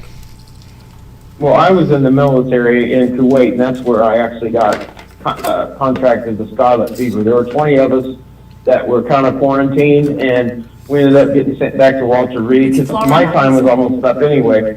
And it was after that that my heart started having the AFib and all that stuff, and I guess my heart kind of got enlarged due to the scarlet fever, and so it did turn into rheumatic fever. And they don't even know how to survive that. Save Robbie's having a trauma, okay? He just got a hamster, and he just said he's scheduling a family counseling session for his hamster and himself because this conversation is putting a scar on their relationship. Now he doesn't want to touch the urine-infested shavings. Say, Robbie, just make sure you clean that cage, dude. Clean it regularly because this appears to only... I mean, when a mouse first does it, or an animal, it's not right away, I don't think. I think maybe it starts breeding. I'm not sure. But I think from what I'm getting, is it has to stay soaking around on stuff for a good while. He thinks, Robbie. He's pretty sure you're clean, okay. Just keep the cage clean on a rate, like a couple times a week at least. You know, you'll be fine. We hope, Robbie. With gloves. Gloves when you handle the hamster. Like, remember like one of those little falconer mitts that people with those big leather gloves? I go with those. At least the big yellow rubber ones. Man, I dated this chick one time, she was a total vegetarian, and I like meatloaf, okay? I wanted meatloaf. I swear, I go in the kitchen, she's got those long yellow rubber gloves up to her elbows. I'm like, why are you making it with that? She's like, I don't touch meat, I don't like to handle it. I'm like, really? But Robbie said, what if it bites him? But Robbie, if it bites you, don't touch the urine when you have an open... right. Please, don't touch the urine after you bite you. How many people are going to flush their hamster tonight? I mean, come on. So many people are probably freaking out. Like, I can't clean my shed. I can't ever go in my attic again. I have to throw all this stuff out. You know? Because it has they're probably freaking their brains out. It's so rare. I mean, the combination of that, I would, come into contact with that, You know, it's just a rare, weird thing. That's why you don't hear about it very often, because it doesn't happen very often. But I suggest that they open their drawers in their kitchen and check the droppings. Get the droppings up, because you don't know when the activation date is in the urine. Oh my gosh, now that's scary. Now I'm gonna be like, I can't do that. I found mice droppings. I have to go to the hospital. Okay. Yes, Teresa Fisher, as far as I know, she just asked if that house that I bought. I remember is that what I way had for to tell 10 you, years? and I'm going to look for your thing in a minute. I remember what I had to tell you. There was this lady, okay, I'm not joking around. She's in her 50s or something. Well, she loves dolls, and she's in this group. And Mrs. Brian Clan, I know I have to get you that thing. Please bother me for it. So she's in this doll group, and she's like, I don't even understand how she does half of the things she does, because she has like every animal under the sun. She has doll collections like you can't even believe. She has 4 kids that she homeschooled. She has a daughter with 6 kids that lives with her now, because I think her husband is deployed. And it's not like they live in this huge house. And she has like these antique stoves, and she makes fake cupcakes and cakes that she found out how to do on YouTube, and she makes all these fake things for like the doll. It's incredible. I don't know how she has all of this stuff in this small house with all of these people. But anyway, I guess her daughter then moved out of the house, and she was buying dolls for her daughter's girls, right? So one day she comes and she's in tears, and everyone's like, what happened? And she's like, I went to my daughter's house today, and I went into the garage, and in the garage on the floor are like, I don't know how many dolls that she bought her granddaughters, right? And she's like, they were disgusting, they were filthy. She was like saying some of the dolls had Yikes, been Alicia. mouse nurseries. And you don't want that, Julianne. Mouse nurseries. What? Yes, in the hair. Well, listen to me. So she was crying, and she couldn't throw anything out. So she brought it all to her house, okay, her pristine house, and she proceeded to wash and sanitize, and some of the dolls got a haircut, some of them didn't, and all the clothes she washed. Now, she did all that. That was in Arizona. Now, she should be flipping out, right? Oh my gosh, but she's not. And there's a lot of people that go into places and take stuff like that out and clean it. And this lady, the most important thing, she wasn't worried at all about the mouse crap or anything. She was just so pissed at her daughter. She was so pissed at her daughter. Yes, just like wow. in wet soil. Oh my gosh, please. Yeah. You could be Nick, but hey, you know, just don't be any more careful than what you always are. And I say that to the average person, you know. Y'all aren't going to catch it. You're not out asking for it like I did, I guess. But I had no idea. I know my sister, I know 100%, even when she was pregnant, like, right, she would bring down the baby clothes, right, because she had 4 years between her kids. So she goes, oh my gosh, I remember it clear as day. She goes, a mouse pissed in this box.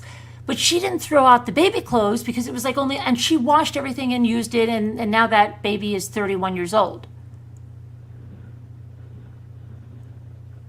Right. You know, she didn't even, I don't think she even had freaking gloves on. She just put everything in the wash. Oh, Cowgirl said I would be like the boy in the plastic bubble if I went out to her place, because I'd be like, are you sure you sanitized this place with the horse disease? Somebody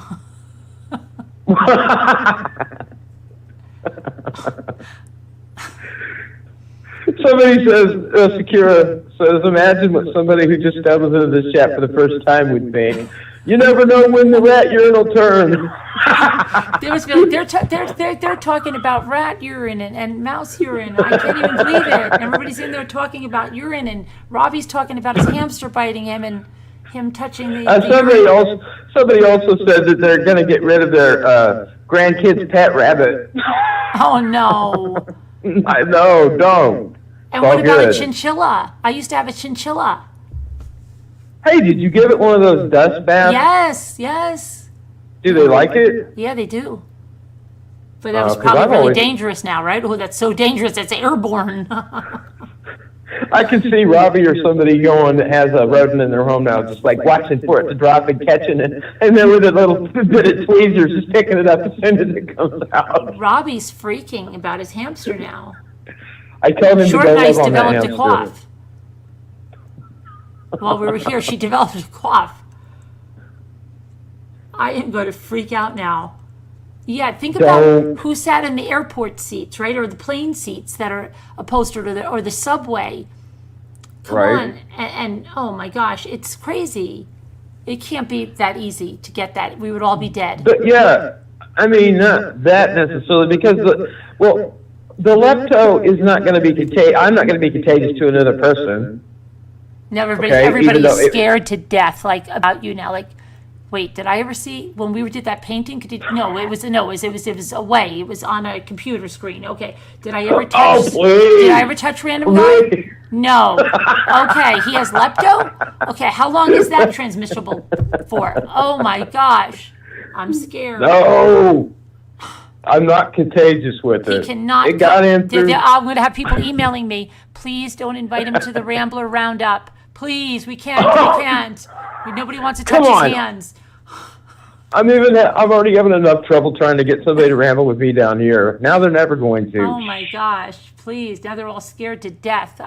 Oh my gosh, they're freaking out. You worked at the airport and you found a good restroom. Oh, isn't that great, Sharon, when you know the good restroom? That's so great. I love knowing the good restroom, like when I used to use a restroom. You love your hamster so much, I don't care if she kills me, Robbie says, but I just won't be around to take care of her, and that makes him sad. Robbie, get the tweezers and just wait. But those things, man, they'll drop all day long. The droppings? Yeah, they just non-stop dropping it. I don't know. I'm sure somebody out there's had a pig or a pot-belly pig, right? Why? They're dangerous too? Only to your car. I'm going to tell you why. Oh. The wife wanted a pot-belly pig, so she said. This place out in the middle of the country. And he's one of the green elevators. And he says to me, oh, I've got a pot-belly pig I got to get rid of. I'm like, ding, my ears picked up. It was like the beginning of December. Like for Christmas, I'm thinking this will be great. I'll just take a pot-belly. Right. I'll just take a pot-belly pig home. Mm. Well, so he's like, all right, I'll bring it, Christmas Eve if you really want it. And I'm like, yeah. And he said, oh, this pig is trained. It's got a harness. It's got its own blanket it prefers. I have not seen a pot-belly pig, but this thing they brought me was a hog, okay? Oh it probably my weighed at gosh. least 150 pounds. I could not get it into my car. I was it driving pink? a classic. Or black? A classic, huh? Was it pink or black? It was black and white. Black and white, okay. It's like, looked like a cow. It was black and white spots. Okay. And he brings me this thing. He's wrapped in a little blue blanket. It does have a harness on. And he's like, I'm like, well, how do I walk it? I mean, is it going to be used to me? Do you work this thing like a dog? I mean, what this thing, this pig? He's like, oh, no, she's going to love it. So he helps me load this big old beast into my classic Malibu, leather seats. Oh, my gosh. I had to drive, like, probably good 25, 30 minutes up the highway. And so I'm on the highway. This pig that I've never seen, I don't know pigs, it starts rooting in the floorboard of my car because it put its hoofs in the seat and it lost its balance, just kind of fell over, and it stuck down there. And I'm like, oh my God, I'm like about to wreck the car. And then I noticed that it's like dropping turds big time. Like every 2 seconds, it's dropping. I'm like, this is so better come out of my seat, So by the time I got there, I was so frustrated. By dropping, you mean it's pooping? Yes, little round pellets all in my car, peeing into the leather, and it stunk so freaking bad.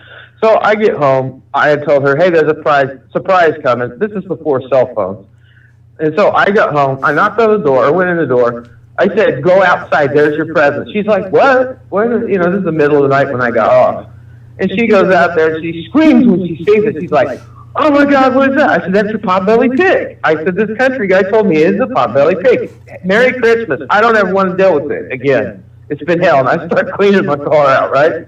Yeah. We could not handle this thing. It ate the whole artificial Christmas tree.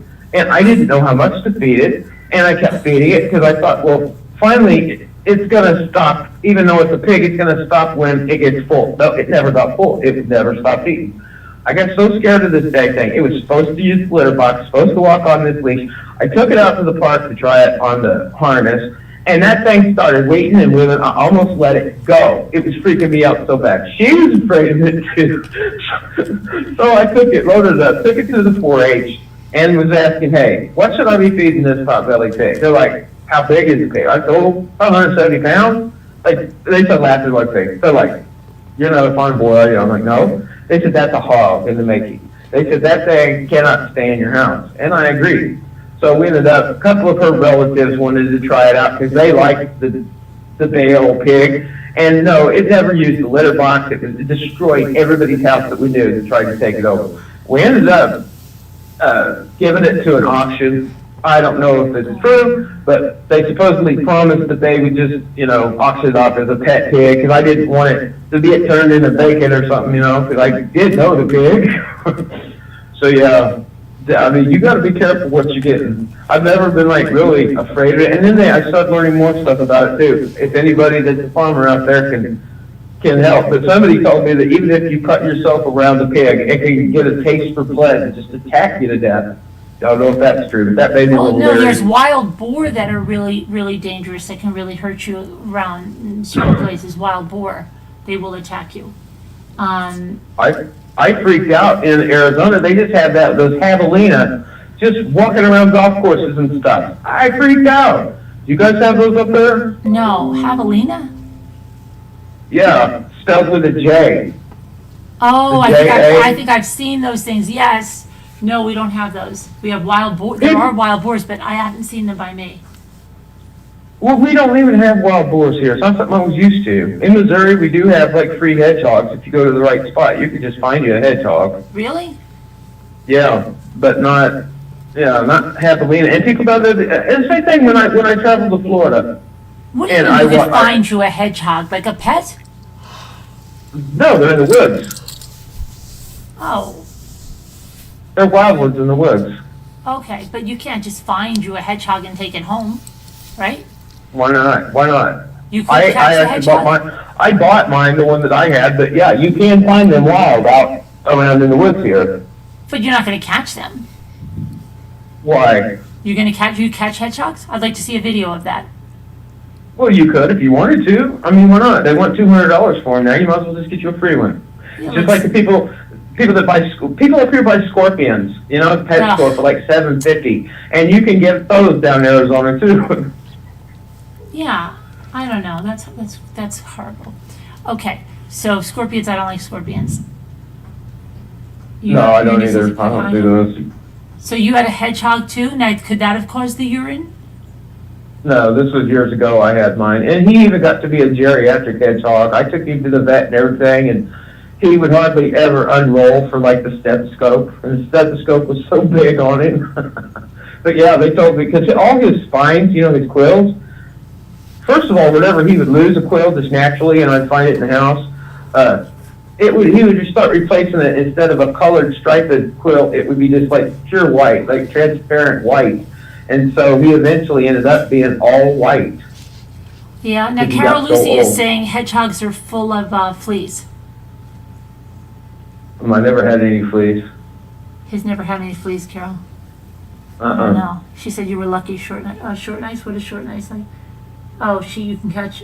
Oh, short nice said on the way home from work, she's taking a shower and stuff like that because she's feeling itchy. You love hedgehogs, but the ones that stay away from you, Lisa said. Don't hedgehogs attach. And save Robbie, no. Hedgehogs don't. Mm-mm. They don't typically attack, and that can be misunderstood. One of the things about the hedgehog, though, is it does this thing where it stores your scent on its quills. And so, if you ever change your soap or your cologne or anything, the hedgehog will come up, even though it knows you, after it gets used to, of course, and you have to let it bite you, on the wrist. You have to let it bite you, and as soon as it bites you, it turns around like the Exorcist head or something, and it starts frothing at the mouth and wipes the froth on the back of its quills around its back very interesting to watch this. And somehow that stores the new scent so that he will No, always recognize you Alicia. again. So, you know, the next time you wear that same cologne or whatever, you're not likely to get bit. But that's not like attacking. That sounds It's lovely. just like it is lovely, and it's very interesting to watch. Like I said, that frothing at the mouth comes out. Those hedgehogs, man, they look like the underside looks like a guinea pig but with stiffer hair, and the face looks like a little baby possum, big pointed nose. And yeah, mine just ate. Okay, we're gonna like, a start little the cup of word cat cookies food while you listen that to I had this. for them in there, and mealworms. But I mean, is it a good pet? I've never like I see hedgehogs, but I don't see people really like interacting with a hedgehog and being a good pet. I think it's a great pet because I've also had guinea pigs and hamsters, and the hedgehog actually was more like a pet to me than that. He can hold his own. I could put him out, you know, all day, even when I wasn't watching. I could put him out around my Labrador Retriever, and he never messed with him. I mean, if they did, they got their tongue got spiked. Yeah, he was able to run around all night. They're nocturnal. And we would put pennies or potato chips or something down and watch him collect them. But wait, but you're saying they do attack? I thought Robbie was kidding, but they really do attack, huh? No, I'm saying I've never seen one attack. Oh, okay. They're very scared. That's why they roll up into a ball. And they do this thing if you go to pet them. Like, you never know if they're asleep or what when they're just in a ball sitting in their cage. Yeah. So I would always handle him at first with a towel. But then they do this thing where they just jump real quick while they're in the ball. They just start shaking like a vibration, and they just boom, bounce up. They're very scared little creatures. But then if they know you, then they'll lay their quills down so you can pet them. He's talking. No, I recommend it. He's I think talking it's a about a good pet. hedgehog, Scooter. Hedgehog. Does she have one? No, Scooter. Do you have a hedgehog? Short Nice says rabies. Nah, I didn't have rabies. Hmm. They're not even like a known big carrier of rabies. Not a big carrier. Yeah, they also have miniature possums as pets that you can get now too. You know, I heard about possums and yeah, but then now Calgary's saying it's deadly urine, so you don't want that. She said it's deadly urine. And I have to show now, Kathy sent in some things here. Everybody just take a look. This is art stuff, okay? Okay. Kathy, feel free to narrate. Your daughter did this or what's going on here?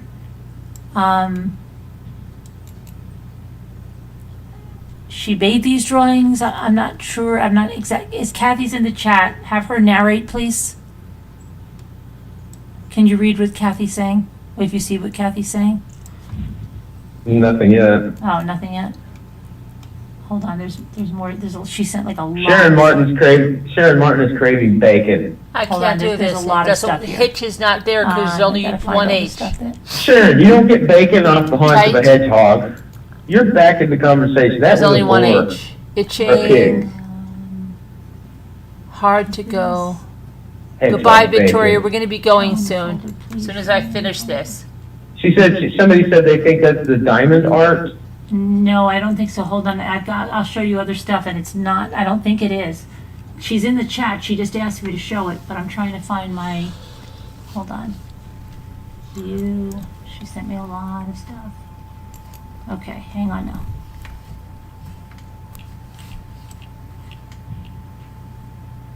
Come on, where's the link? Where's that? IMG. You can talk. You guys can talk. Well, oh, I've got it. Okay, hold on. You got the art? Okay. Yeah, here she got this. We got that one. Hold on, this one. Then she's got a rock coming up over here. Black rock says love. That's neat, right? She wrote. That's very neat. That looks like very 70s. I like that a lot. And yeah, see, she drew that. See where it says Kathy? Oh wow. Olivia Rose. Like somebody drew these. I think her daughter. Kathy. There's a giraffe. Gee, sorry about that. Okay. What happened? I accidentally unmuted, so I was having an echo. Oh. And then there's an S. And what else do we have? That one we saw. Hang on. Oh, this one here. I guess she makes these or something. Let me see if there's anything in the email that explains this. That's a mandala. Right. Let's see. Did she just color it or what? No, I think she draws them and colors them. Nice. Let me see. Anybody that's interested in coloring mandalas too, there's an app that you can download for free, and you can print out whatever ones, and you can even like design certain ones. Okay, so this is, hi Carolyn, love your show. My mother, Nana Jules, formerly Julie Goen, watches and listens to you all the time, and she thinks you are just lovely. Thank you. Next, she's been asking me to send you some of my artwork, so I have attached some, and I thought that the Ramblers may like it. Keep doing what you're doing. Don't be deterred by any of them trolls. Never. You are loved by many, especially Mum, who doesn't join in the chat much as her site isn't the best, but she's always listening. Regards, Kathy. We'll say hello to your mother, Kathy, and tell her we love your art. Right. Okay, so let me. So that Is was she on now? The Kathy, she was, the yeah, Kathy because she told me. I mean, she was like 10 minutes ago, unless she passed out, maybe because it got late. I don't know, but she was here. She asked me to show it. It's like, did you go away, Kathy? If you did, I'm sorry, but I did show it there. Oh, and look, Max, we have another thing. We have a message from Max. Let me see here. Hold on. Okay, yeah. Remember the painting She's that we the one didn't that see? Yes. She So dropped out the other day. Yeah. well, she didn't drop out. I think something happened to her stuff.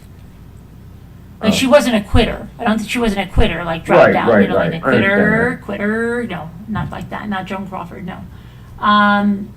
The short message is a giant thanks, she said. Beautiful experience. Computer problems she had. But here's my picture. I hope you can see it, and I hope you can show it.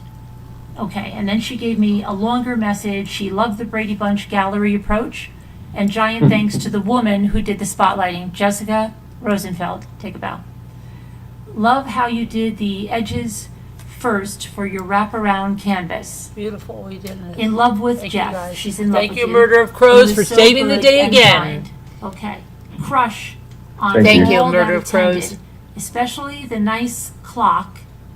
Who was the nice clock? Was You know the nice clock? that Nay? Oh, Or who was Nene, that? Renee. She had that big clock on that wall, right? Yeah, on the striped wall. Yeah. Okay. Especially the nice clock and the variety of snacks. Well, yeah, Barbara was loading it up on the wine, cheese, salamis, and olives. She had a Excellent- great time. I'll just speak for her. You could tell she was having a good time. She said I had Barbara. excellent focus because I kept asking for the next step, please. And then, yes, like a tree, a volcano, a dress. She liked, I had anxiety. Yes, anxiety.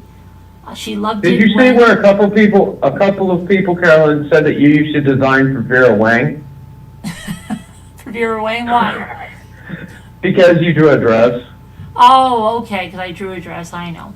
She loved it That when was we great could hear designing. we could hear a pin drop. Only Jeff's audio was distorted on mine. Yes, Patry at Zoom is me, Max. Jeff just wanted to see us in PJs, joking, but it was in the instructions.